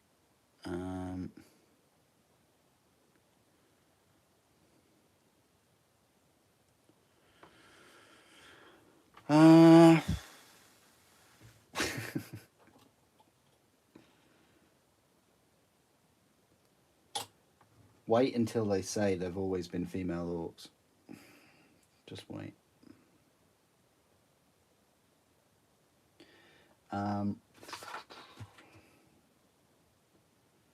Now, I'm not really sure which way this goes, but I'm just gonna... The thing is, they're all the same. Like, they're all numbered the same piece.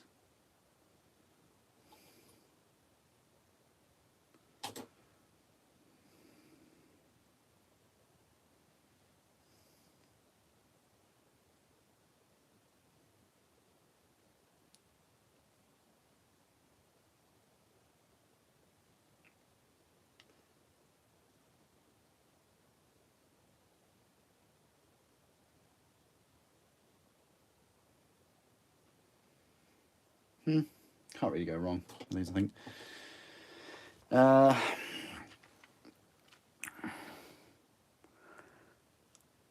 I think I do collect goths. Yeah, I think. Why? What's up?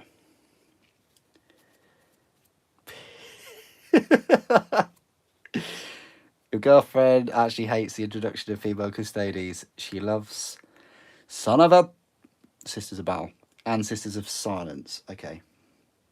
Hey, I'm just waiting for Misters of Silence.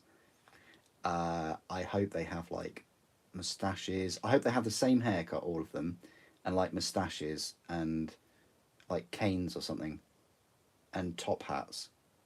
I don't know. And they're just like dressed in waistcoats and things, and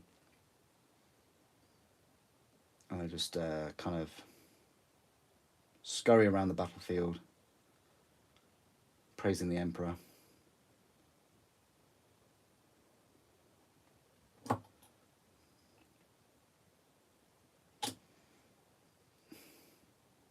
With Queen's English accents.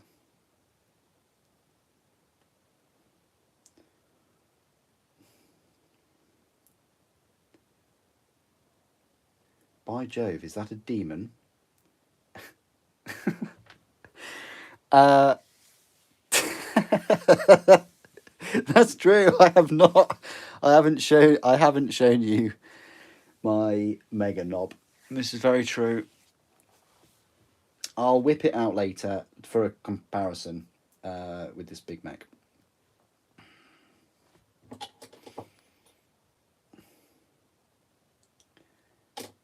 This Only Hands live stream is going in a new direction.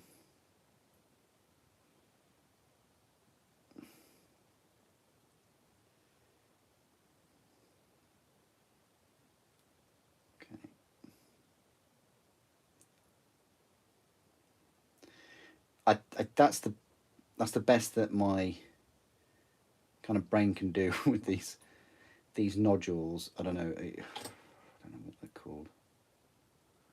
I'm sick of them already. But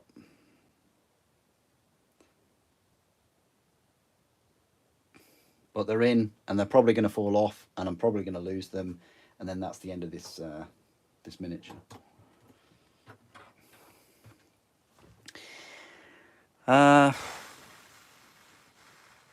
Should have gone to a vote. Male Sisters of Battle, or Sisters of Silence, or female Orcs, or Custodes, Why can't we just have all of them? Why can't we just have Misters of Battle, Misters of Silence, and Theme Orcs, Orc Ales, I don't know, and Femstodes?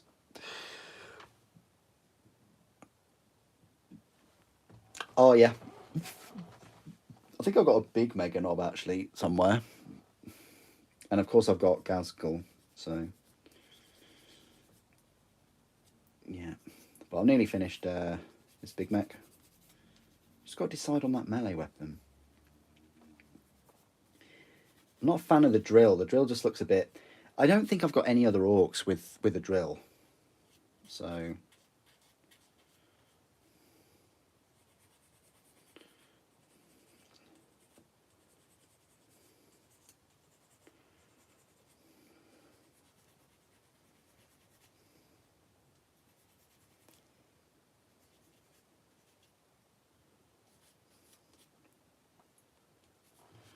Let me have a look at the rules again. Let's just have a little look. So the driller, 2 attacks, weapon skill 3+, strength 12, AP -3, damage 3, or the power claw, which is 4 attacks, weapon skill 3+, strength 9, but it's only AP -2, and damage of 2. It has to be the driller, right? You're only getting 2 attacks, but you are strength 12. Oh, it does loads more damage and better AP. It's just better all round. Other than the number of attacks, it's just a better strength, AP, and damage. I would say for the same points cost, but I have absolutely no idea how many points this thing costs. Oh, 80 points. Okay. Enhancements. I think it's just straight up 80 points. Okay. Yeah, I'm feeling the driller, actually.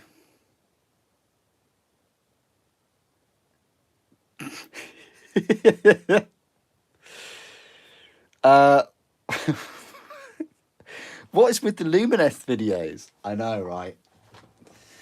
I know. Well, funny story, I bought all the Lumineth and I didn't review them. And that is about it.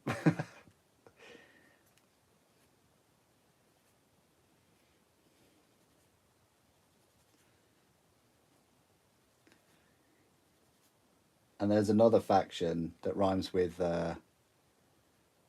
Soulblight Gravelords that there will be some videos coming out on those as well.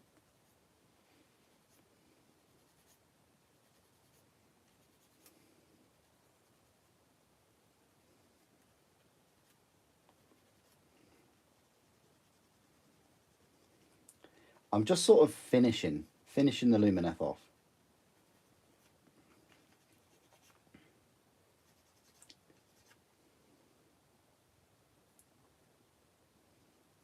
There's 3 more videos to come out for Lumineth.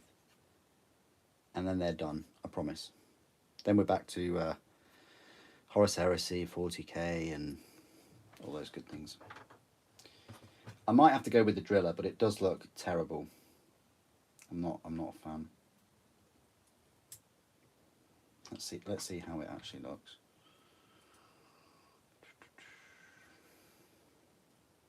How does it even connect?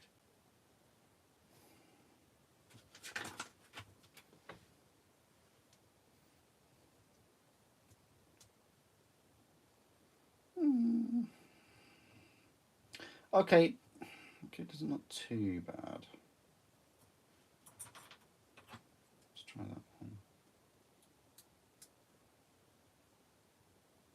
I don't know about the claw though now. I'm going to go for the driller, just because maximum damage, whatever, it's fine. Right, this is the last piece I need to prepare. And then we'll glue his arms on, and then we'll build my first ever female Custodes.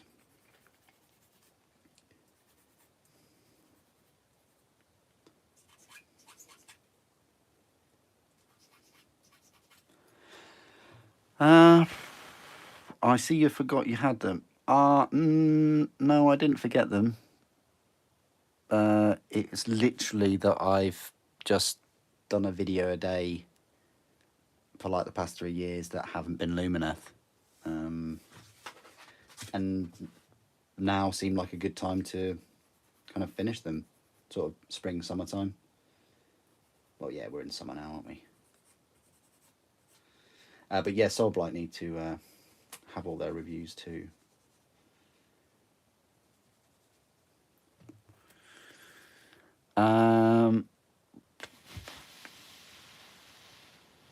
Ossiarch Bone Reapers. Yeah, I may have a Battle Force around here somewhere. I may have one.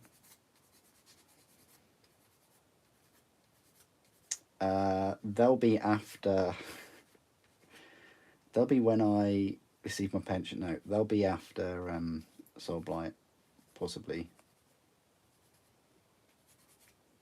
Didn't they showcase some really cool new minis though, Maxim? I'm sure. It's almost like Games Workshop are teasing me. Like they know I've got some Ossiarch Bone Reapers, so every now and again they're just like, oh, look at these cool skeleton minis. We know you've got a Battle Force. We know. We want you to have a full army before long of these samurai skeletons.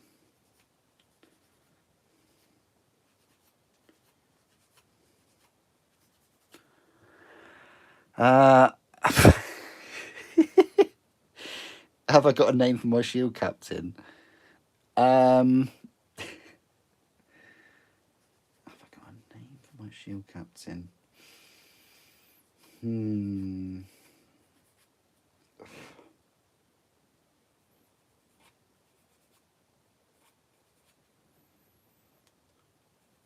What is the Custodes called in the book? I haven't got that codex. That makes all the Custodes worse, by the way. I haven't got the book, so I don't know what she's called. Lucianus? I don't know. I don't know what her name is. I might call her something similar to the Pyrophite spear. She's got burning holes in the enemies of Emperor's backsides with her Pyrophite spear.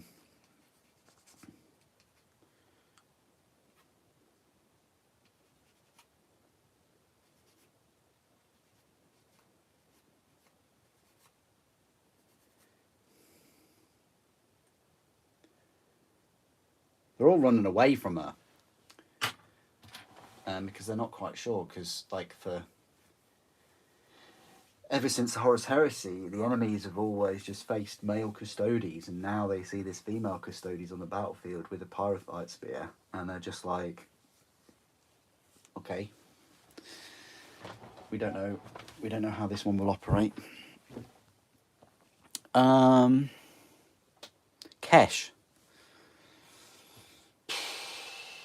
I don't know, I've got to think of a name. Caladace.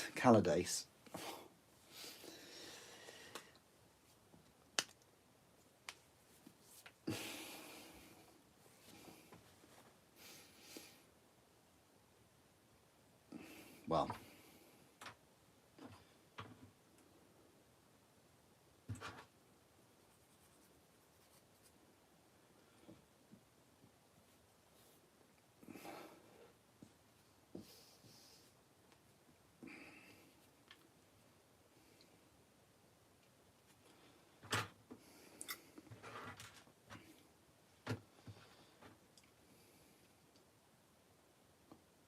I think I could come up with a better name than Kesh.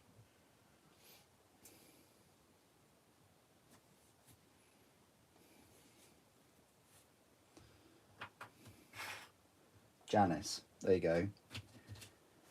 Janice Valoris. Right, let's just put those on there.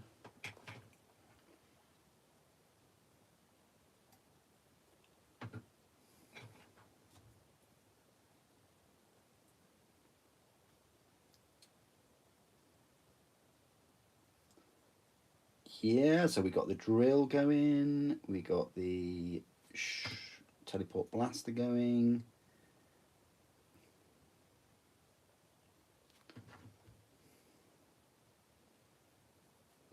This orc is definitely on some gear. The veins popping out of his arms. He's on more than creatine, I'll tell you that. Right.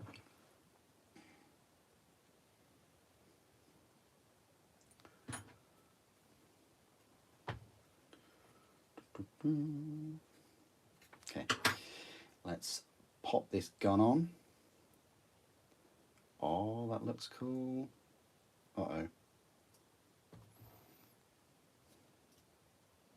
Well, that won't work now.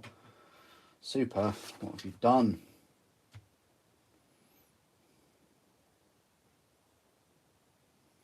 You were meant to put them both on at the same time. Now what are you going to do? I blame everybody in the chat for this. So, what we'll do is we'll just... Can we peel it? Come on, work with me here. Come on, you're a mech. You're supposed to disassemble. Well, looks like he's going to be armless forever. I just need a little bit of room, just a little bit of room, please. Please, Gork and Mork. Come on, Gork, help me out. Yeah.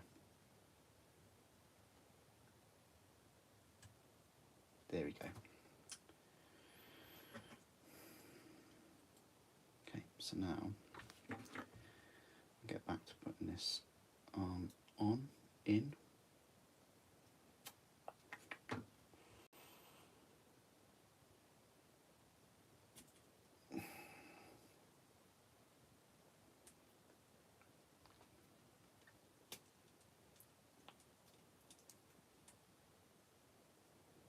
So where does... Okay.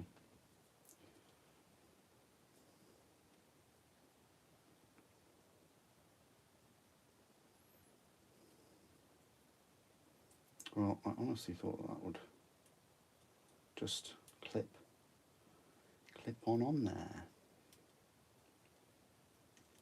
Like that. Oh no, that came off. It's kind of not what I wanted.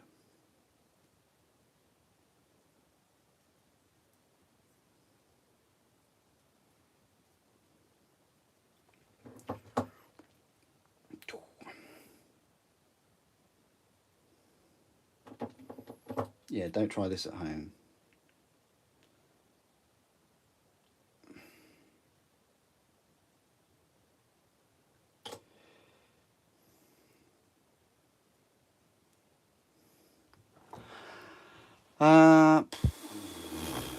Look, how about Xena? Name of Britney Spears.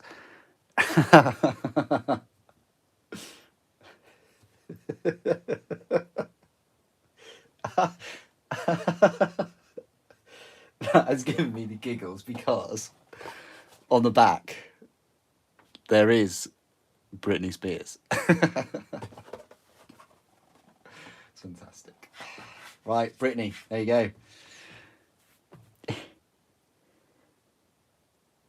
What about Steve? Britney.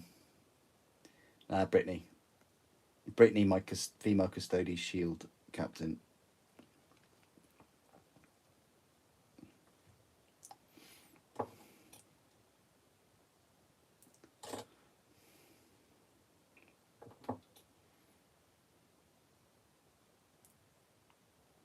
This is one step away from falling. I knew it would. I knew it would do that.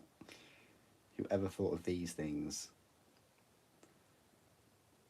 they're just laughing right now at home. They're just like, yeah, I knew it. I knew it would fall off. I knew these little teleport blaster weapon pod things would fall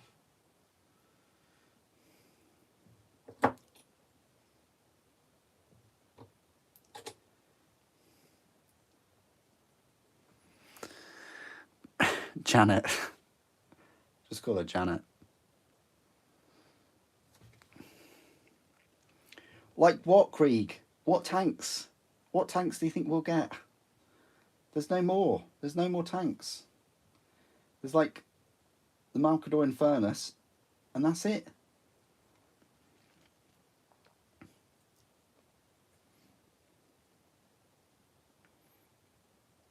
I mean, I know they opened it up with the new rules for the Light Sentinels and the Aethon, but that's it.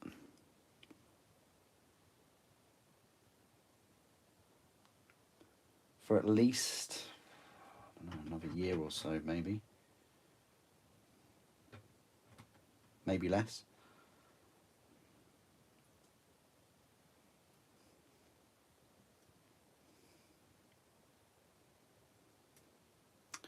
Is it the Torox? What's the smaller tank? They might do that in plastic.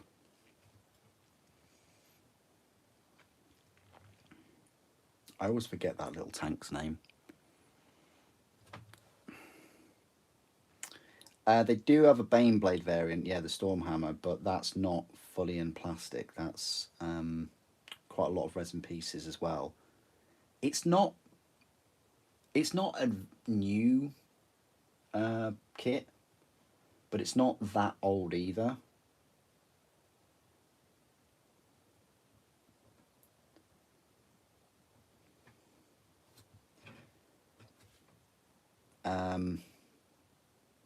But it is one that I would like to see in full plastic. I just think if they were going to do it, like the Malcador Infernus, they would have released it with the main release, because it's such a big kit. It's such a, like the Kratos, like they're doing with the Thanatar, you know. These armies, they lose momentum after their kind of initial release.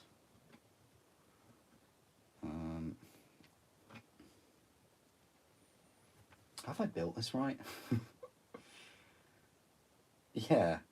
For me, that just looks odd with it like that, as opposed to each one of these teleporter arms symmetrical. That's all. Right, let's put this thing on.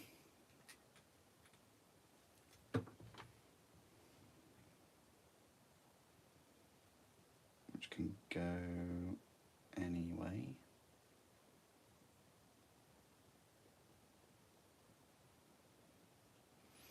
And then we'll just glue him to the base.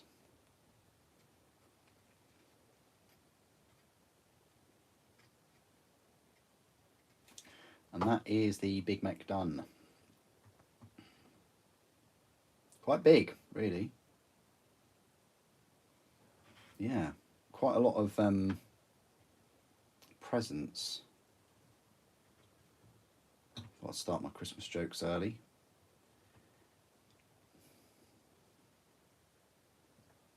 Are we closer to Christmas than not now? No, not yet. Yeah, that looks cool. I don't know whether he looks as good as I thought he would look, but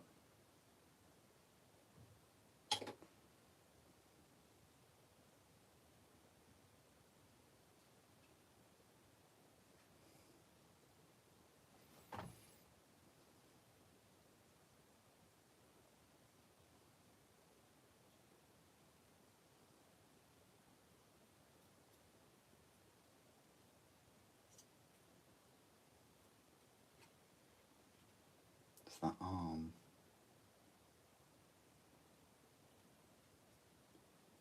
That arm go any higher?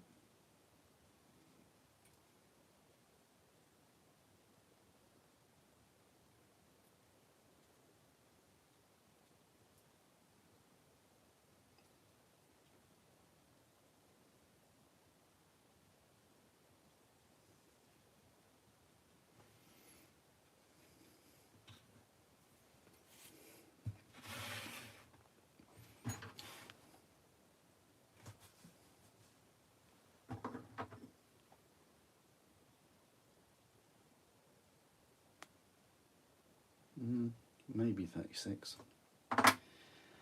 Okay, that is the Big Mek done. Let's crack on with Brittany. There's the spare parts. Before we crack on and open up Brittany, let's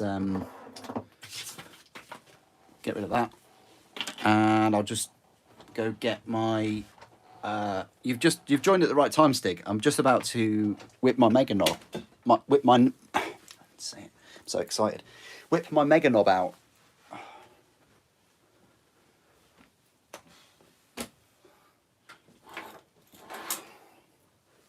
Glad the neighbours didn't hear that.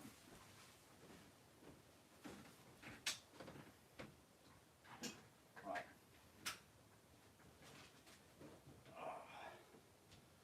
Okay. So, let's just have a little look. Now. What do we have here? Ooh, right. Where's the big knob?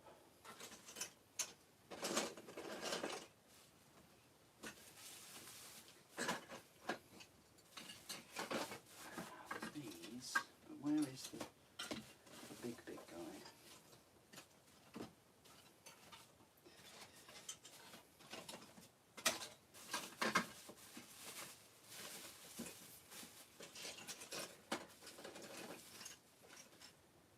No. I'm looking for him. I can't find him.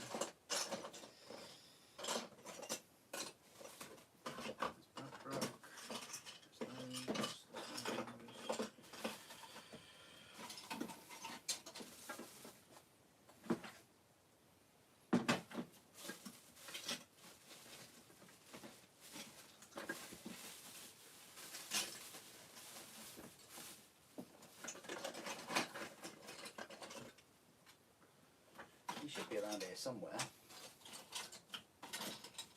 All kinds of things here.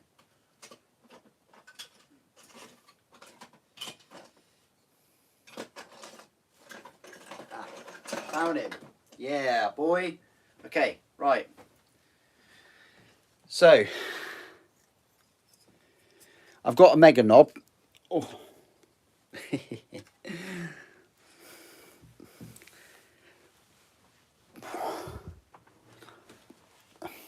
What a pleasant end to a Saturday evening. I've got my hands full of knobs. It's fantastic. Look at this. I'll never stop with the knob jokes. I just never will. Like that, whatever. So there's the mega knob. This is the Big Mek in Mega Armor. Ooh. And then this is the biggest. Well, this is the War Boss in Mega Armor. Fantastic. You think that's a War Boss? Now this is a War Boss. This is Gazgul. So we can immediately go straight into the size comparisons. It's a good job I got my big box of knobs down from, wherever earlier, isn't it? Because we would not be prepared for this event. So bigger than my mega knob. Yeah. I mean, he is on these kind of like exoskeleton stilt type things. Is he bigger than the Big Mek in Mega Armor? You can't, kind of, height-wise at least. Height-wise, he is bigger. Oh, if I'd have built in with the... Now I'm having regrets. If I'd built in with the claw thing and the custom Mega Blaster, then he would have looked just like this one, but without the teleport blaster thing. Okay, whatever. Well, that's where he stands next to the Big Mek and Mega Armor, so it's technically bigger. And then this is like one of the biggest ones. A Rogel Dawn plushie.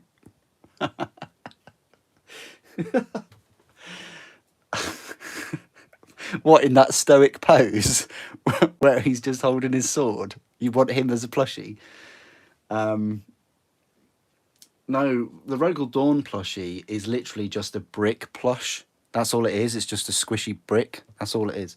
Anyway, compared to this War Boss in Mega Armor, I'd say the war boss in Mega Army is bigger. I really would, like height wise, and yeah. I mean, this is the thing. I mean, Big Mechs, although they're characters and they're leaders, they're not really war bosses. You know, a war boss is like a big knob that's, you know, been battered about a lot and has got bigger and bigger and purple. Anyway, so yeah, so that's where the new Big Mek stands next to my knobs and Gazgul. Obviously, Gazgul's, yeah. So hope that helps. Hope you've enjoyed looking at my Mega knobs. Right, let's build Karen. No, let's build Brittany right here. She should be quite quick and easy to put together. No options whatsoever. Looks like the majority of the model is the base anyway. Yeah, unboxing tomorrow. I know I'm time traveling a little bit, but yeah, I'm gonna go straight in there and start building her because yeah, I feel like we've spent enough time on knobs this evening. So, right, 4, 1 and 3. We're not using the helmetless head, so that can be thrown away. No, in the bits box, which I'll never ever use. The scenic base is quite detailed.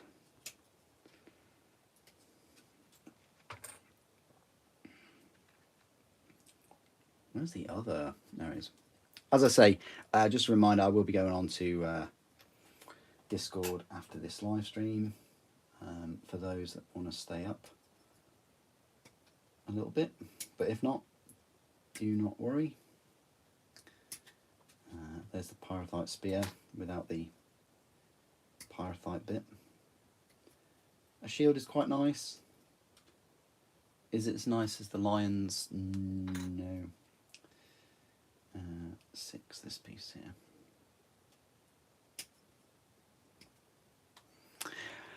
here. You're very welcome, Stig. You're very welcome. Always happy to share.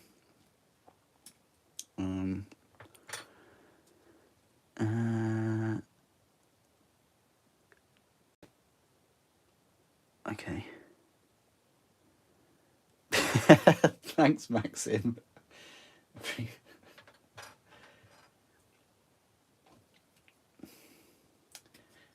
You baited me. You baited me to. That's what she said. You baited me into that. Thank you. Right. Number 5.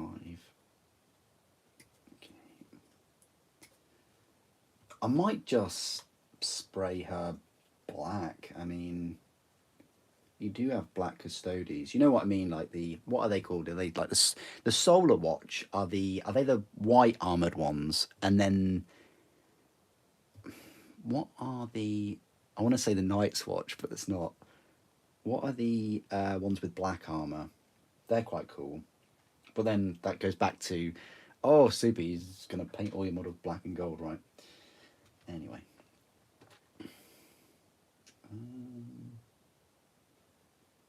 We'll leave the tassets and things for a little bit later, but let's just get ahead of ourselves here with those pieces before I do the backpack. Okay.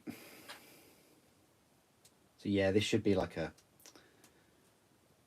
10-minute job maybe to build her. Nowhere near as taxing as the Big Mek.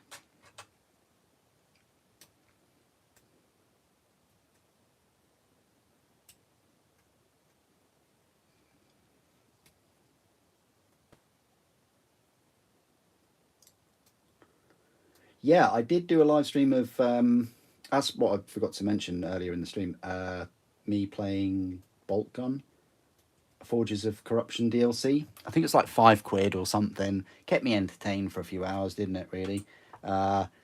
Is it worth it? Yeah. For £5 it's worth it. They did an update anyway for anybody that didn't want to buy the DLC. They've introduced a horde mode. Haven't touched it, but there are trophies and I guess achievements for it. So yeah, and also Bolt Gun is free on Game Pass at the moment. I don't know whether that includes like the Game Pass on your PC. I would like to think it does, but yeah, if you're into Doom and boomer shooters or '90s FPSs and things, then yeah, it's a good bit of fun, and the weapons sound good. It's a good little shooter. Uh, the only issue is like because I played that, I've now gone back and started playing Proteus again because Proteus again is another like 2D sprite FPS. Uh, if you're not if you're not that keen on like the colourful like pinata esque way that Doom has kind of moved into, where you kill enemies and they pop and loads of like confetti comes out, kind of thing. But yeah, horde mode. There's trophies, achievements for that now as well, I think.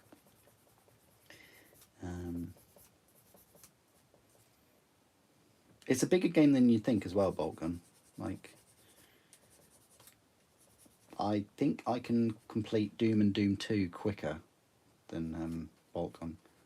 Probably because I know my way around those levels and things. But ah, um,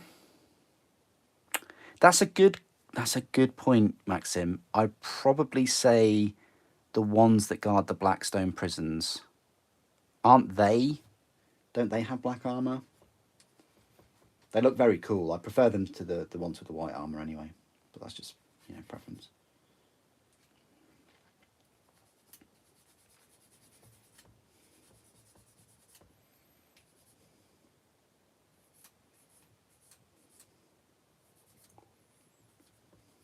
When are we getting the ones with the pink armor?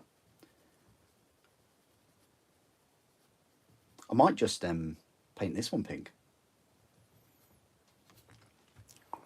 Pink with like gold edges and things.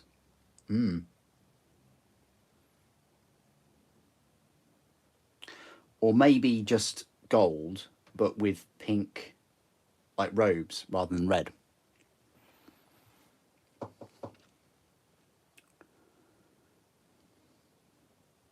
Yeah, no worries.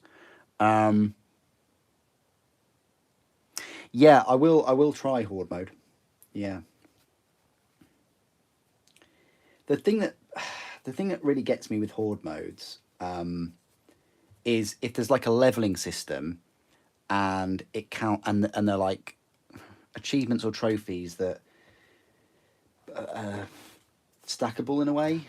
So like kill a certain number of enemies, like 50, 100, 200 enemies with a certain weapon. Like that's what keeps me playing. Or if you can unlock items and things in a horde mode. Whereas Space Marine Bolt Gun horde mode, I don't think you unlock things. I think you just play it just to kill a load of enemies. But the thing is, the gameplay is quite fun. So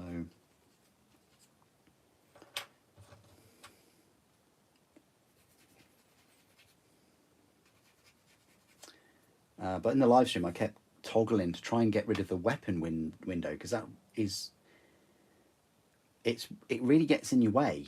I find, and I can't remember playing it before and having that weapon wheel right bang where your crosshairs are. I mean, I get it because you don't need to look side from the screen, but I don't know. I think Doom they do it the best really, where it sort of slows time a little bit, and you've got the weapon wheel, and you can pick your weapon. Where as soon as you have picked your weapon, it puts you straight into the action. Whereas in Bolt Gun, you having to wait a couple more seconds before that weapon wheel sort of goes away and you can see again. It's a bit, that could be improved. However, one great addition to that update is you've now got the waypoint sort of system. So, you know, if you're finding yourself lost and things, which is possible because, you know, there's a fair bit of backtracking here and there on that game, that would help new players out. I did manage to complete it, by the way. Like, anybody that watched me play it and get to the end, I don't know whether I got a bug, but every time I loaded the last save, it would duplicate a number of spawned enemies. Because I think the first time I spawned, I had like 1 or 2 plasma heretic guardsmen, and then when I died and reloaded, it had like 2 and then or 4, and then, you know, it just kept releasing them, and yeah, it was tricky. It was tricky to complete it. I had to run around like a madman, and I don't think you can do it by killing all of the enemies and then that objective, you know, with the forge. I think you have to leave some enemies there, and then that begs the question, like, you know, did that Space Marine survive? But yeah.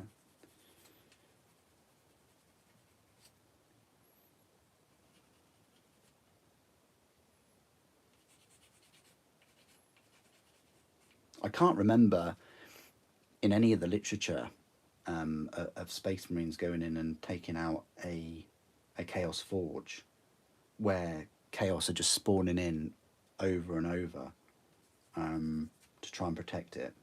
But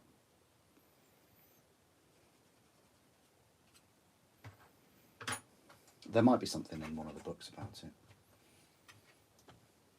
Right, so the way you put this on is something like that. Okay, yeah, I'm down with that. Shadow Keepers are black. Okay, nice one.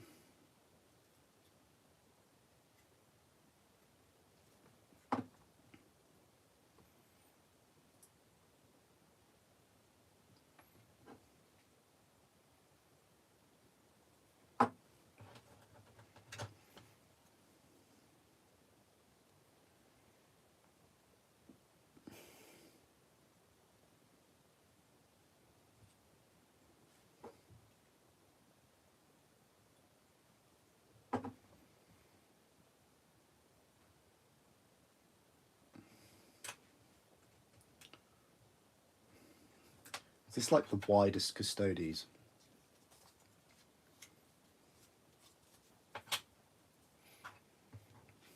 Well, right, so they want to put this on first. God, that goes on quite awkwardly.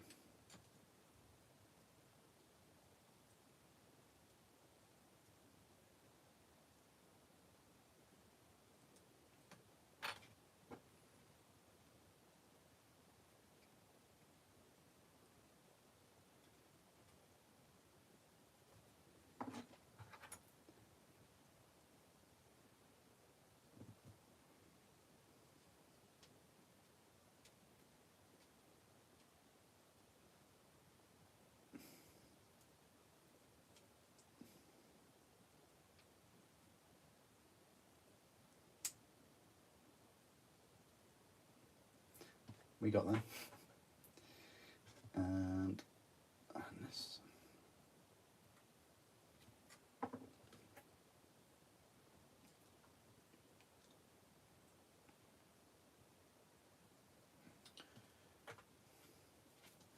Okay.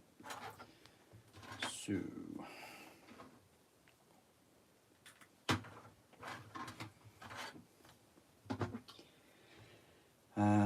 Yeah, power plant, I think it is.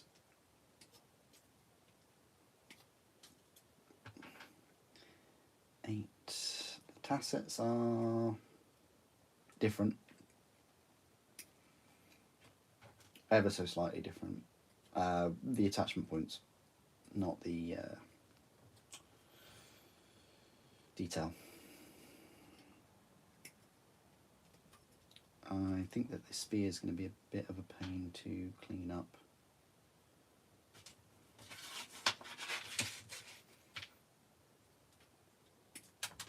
Oh, nearly. 11, 12.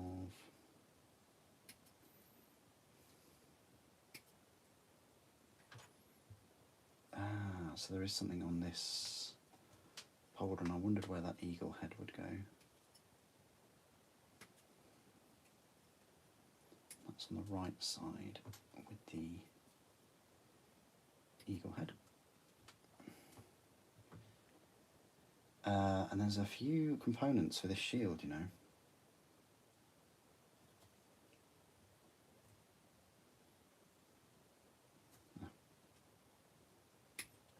It's a bit of scenery.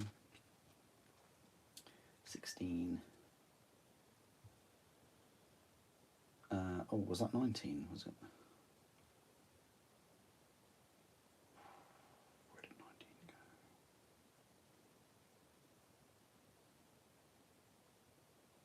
Oh yeah, there's 19. So 19 goes on the shield. 16 goes on the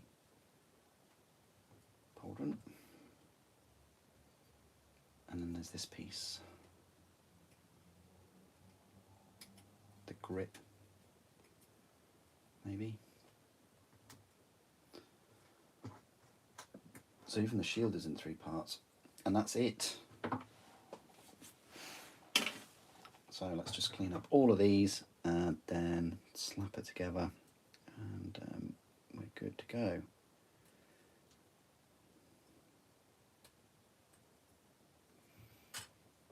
Okay.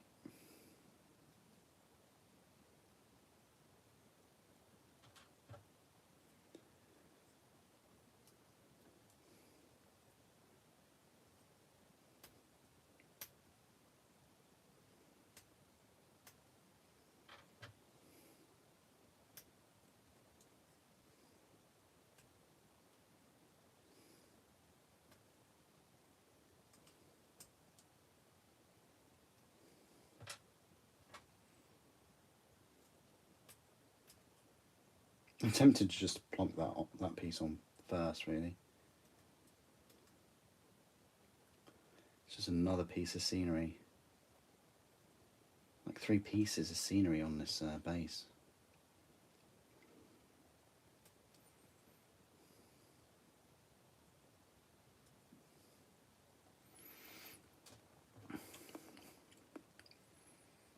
I mean, if any models are going to have scenic bases, it would be Custodes, though, right?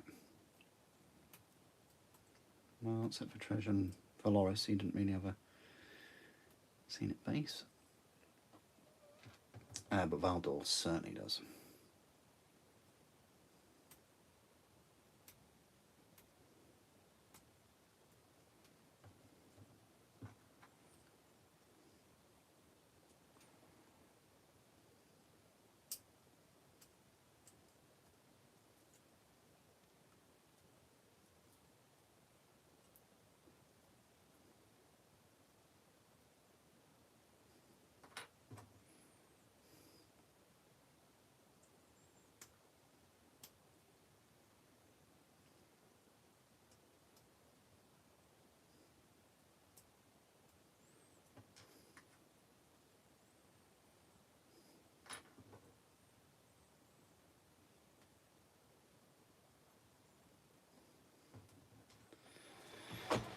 Right, this head.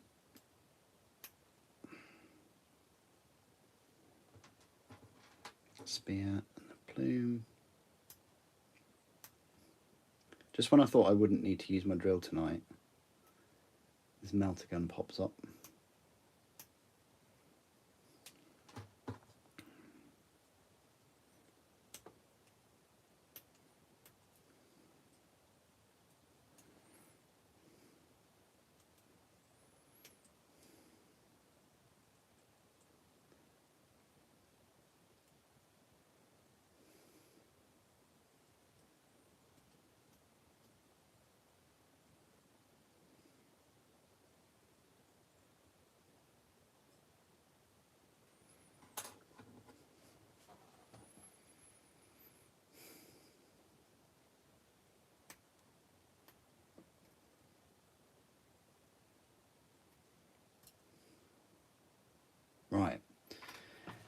Now, yeah, as I said, I'm just going to pop this one on his base.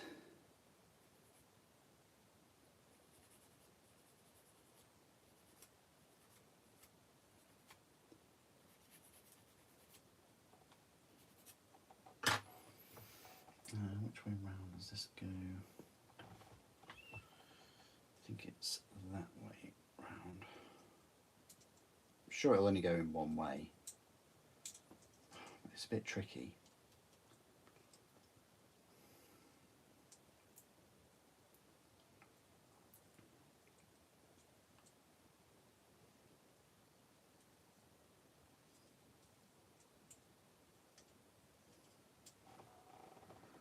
Come on. So, I think in there, yes, good. Like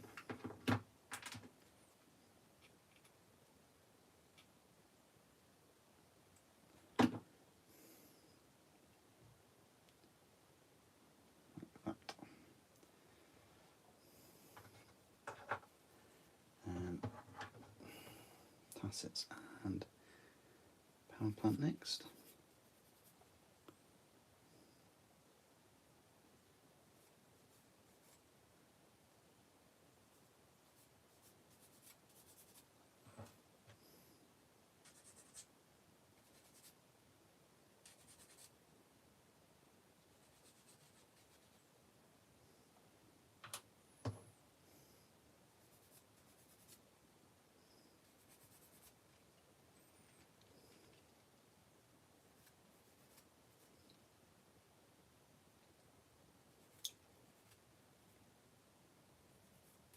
Okay, let's put them on.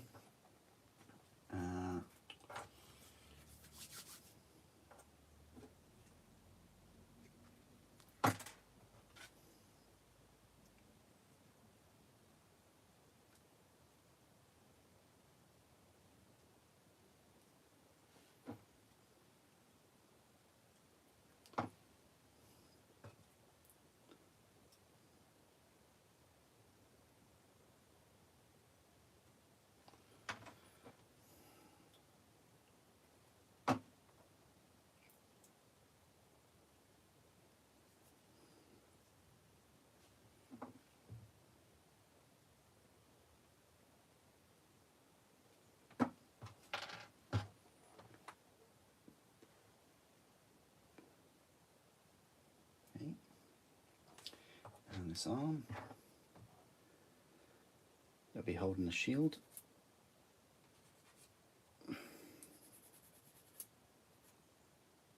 Okay.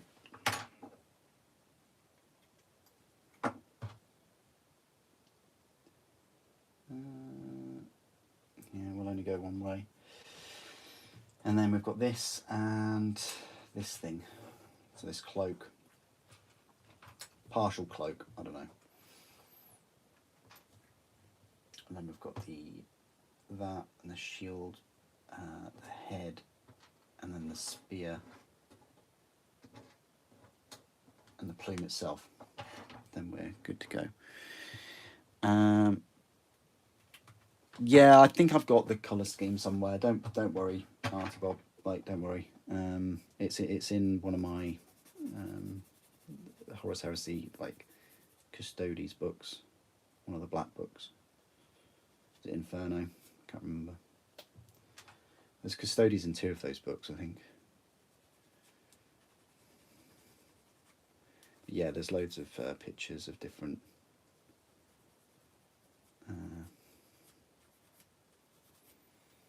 formations and groups,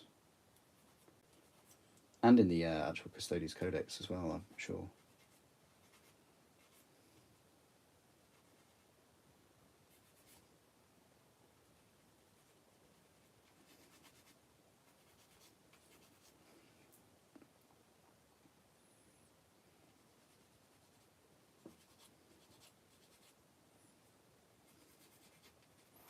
Right, so we can put these on.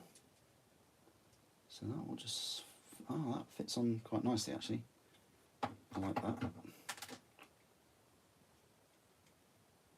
Quite quite cool. So that will just go on like so, and then there will be a bit of a join, I think, with this piece. Yeah, that's quite an ugly join. Not much we can do about that though.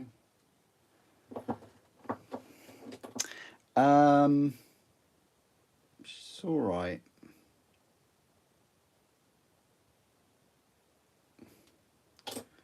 Just a more complicated way of putting a custodies together, really.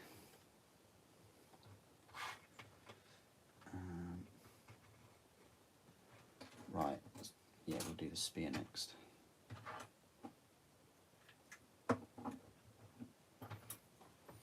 Yep, we need the drill. I don't know whether this is small enough drill bit, but we'll use it.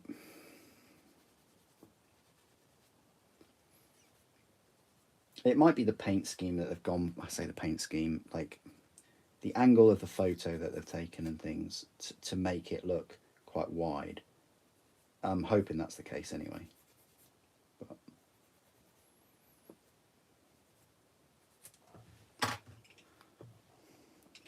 Brevin, how you doing?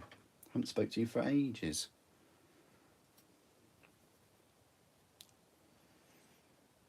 I've inspired you to play Boltgun again. Oh, that's good progress. Really, really good progress. Did you complete Boltgun then, or?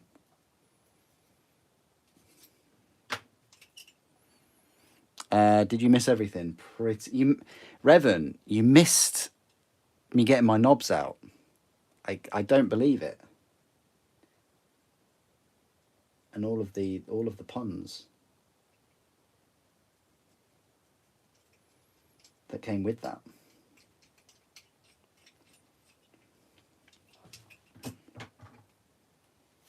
But yeah, you pretty much missed me make the Big Mek, which was quite an alright build actually. Worth the money? I still think not 10 quid too expensive, but definitely 6 quid too expensive. Like a lot of things right now, I guess.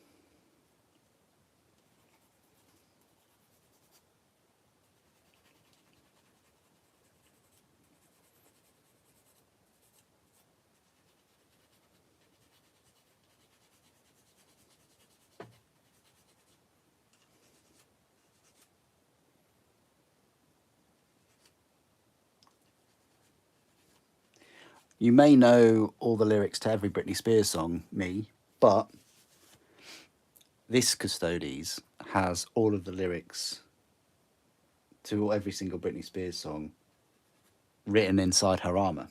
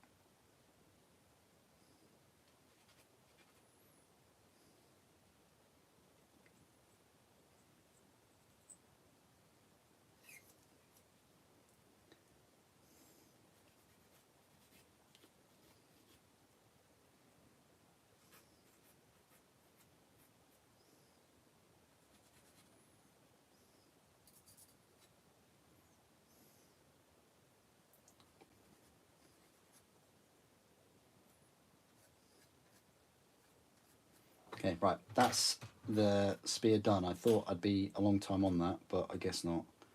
And the melter just fits quite snugly in there. I don't know whether I'll even need some thick glue. I don't think I'll need any thick glue for this,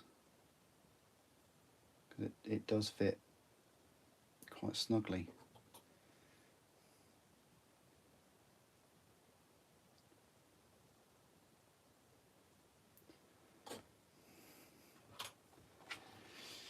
Bum, bum, bum.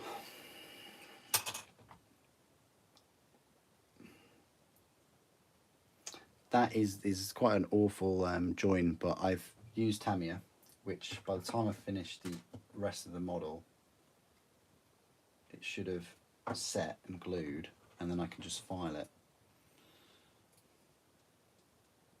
Oh, that's quite an interesting little connection here as well.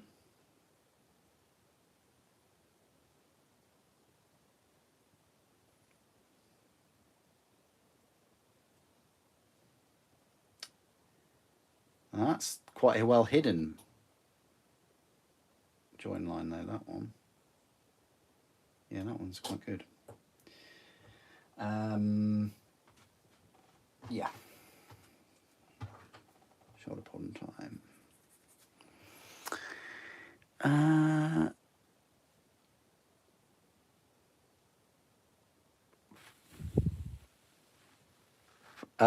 Hello, I have a question. Can Ultramarines be Horus Heresy? Can they be Horus Heresy? Can you use them in Horus Heresy? Yeah, you can use... Oh, sorry about that. Yeah, you can use Ultramarines in Horus Heresy.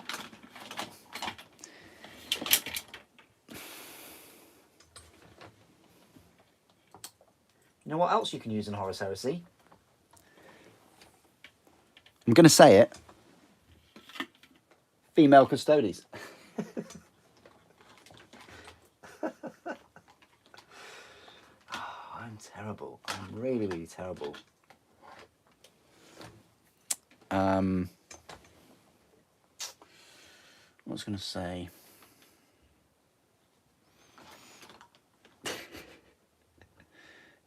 Well, yeah, I would guess that that's what you would do for her if you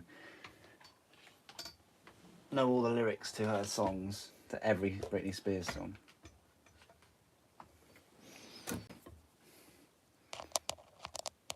I'm sure you're not the only one.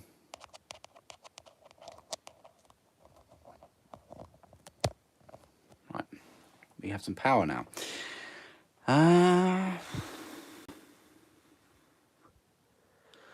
Ooh, Emperor's Mercy. Ooh.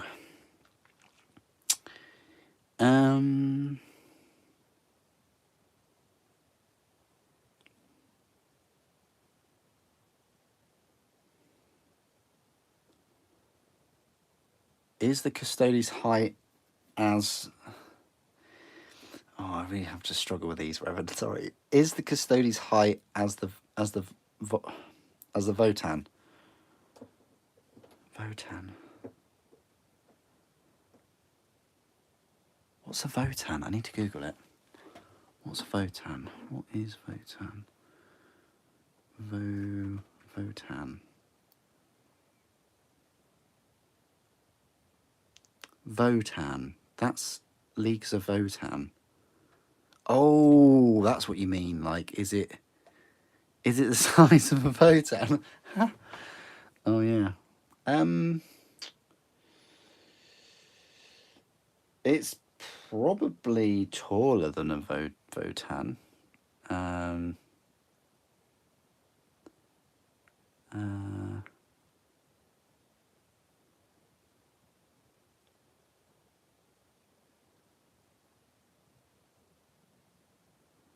Don't know. Probably taller. I don't know. I don't have any. Revan, send me some. Send me models of all the size comparisons you'd like me to do.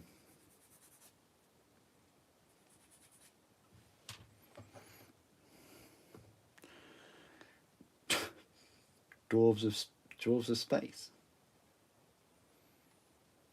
There are some armies that I will just never collect, and Leagues of Votann is one of them.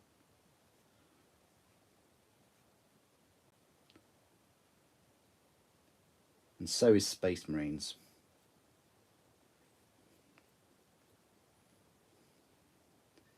I only collect female Space Marines from now on.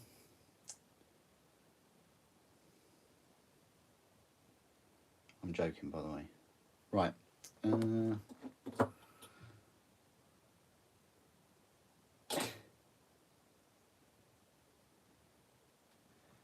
That is a pauldron, which is good and ready to go.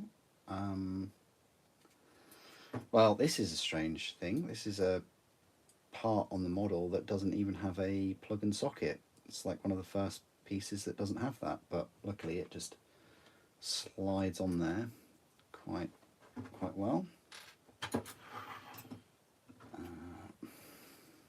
The shield shouldn't need much prep.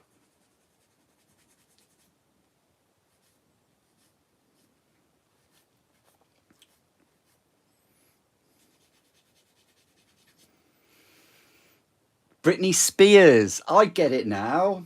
Ah, that is very, very. The penny dropped. The penny dropped. Thank you, Britney Spears, because she's got a pyrethite spear. Oh man, I wish I'd got that earlier. You know.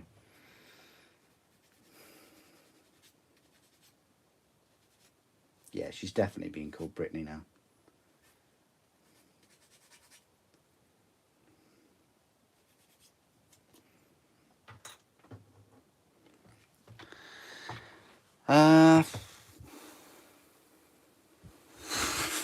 Target practice. Do you remember when I didn't collect Chaos? Yeah, they were good times. They were good times. That was what, 2019? Beginning of 2019? 2018, good year. Knights and no Chaos Space Marines in sight.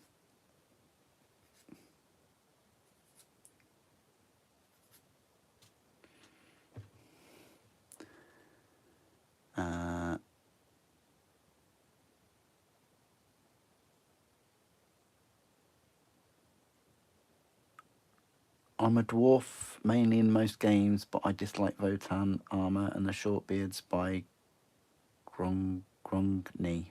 Okay. Yeah, but now I've got like a World Eaters army. Well, not really an army, but a little force.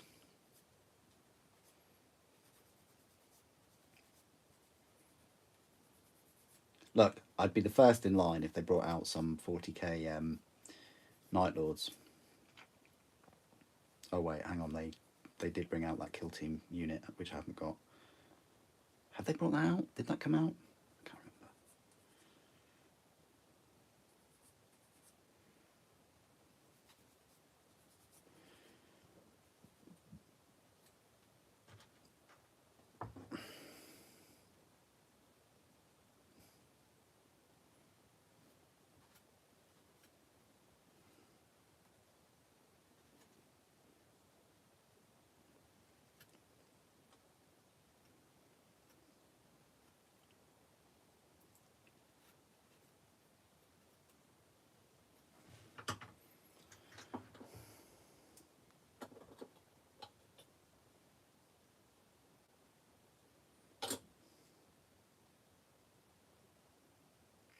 Put the eagle's head in there. It's quite cool. And then this, I think, only goes one way. Yep. Oh, well, it goes two ways, apparently. It goes on the shield and then on my carpet. Okay, let's put that on there. Like so. We'll give that a little while. what we'll do is we will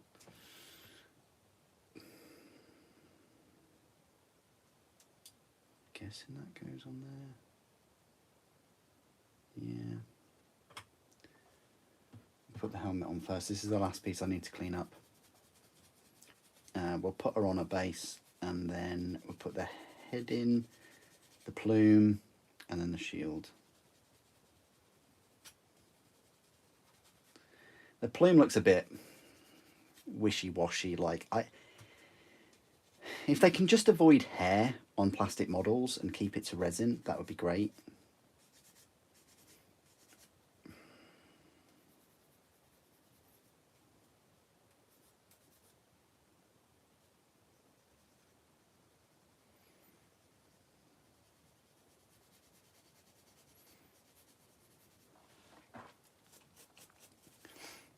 Oh, okay. Not. Oh, okay. Thank you. Still waiting for the Night Lords to drop separately. You're gonna pick them up, Krieg. Or are you just saying that we're all waiting? Or Maxim's waiting?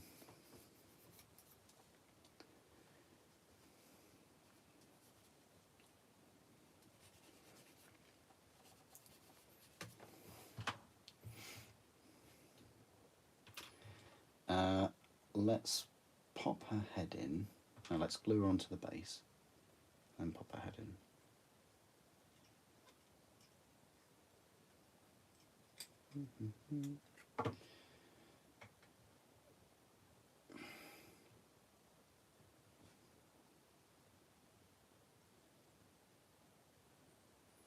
Yeah, she's a wide one. Definitely. Then we'll pop her head in.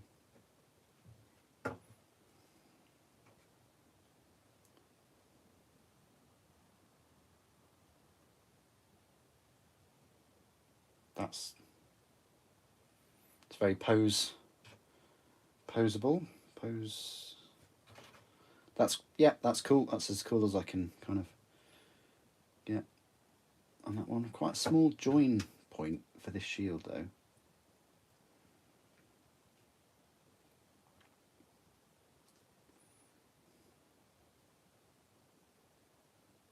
Very small join point.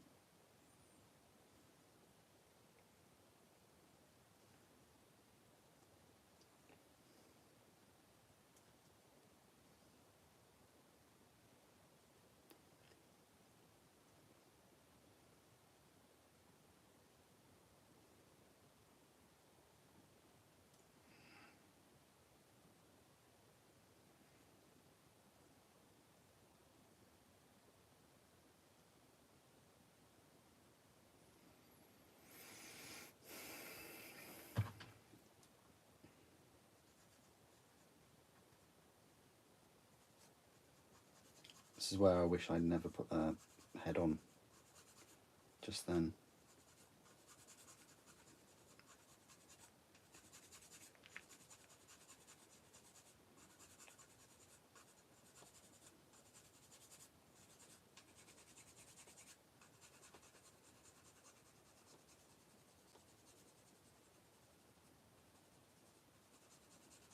Or the shield.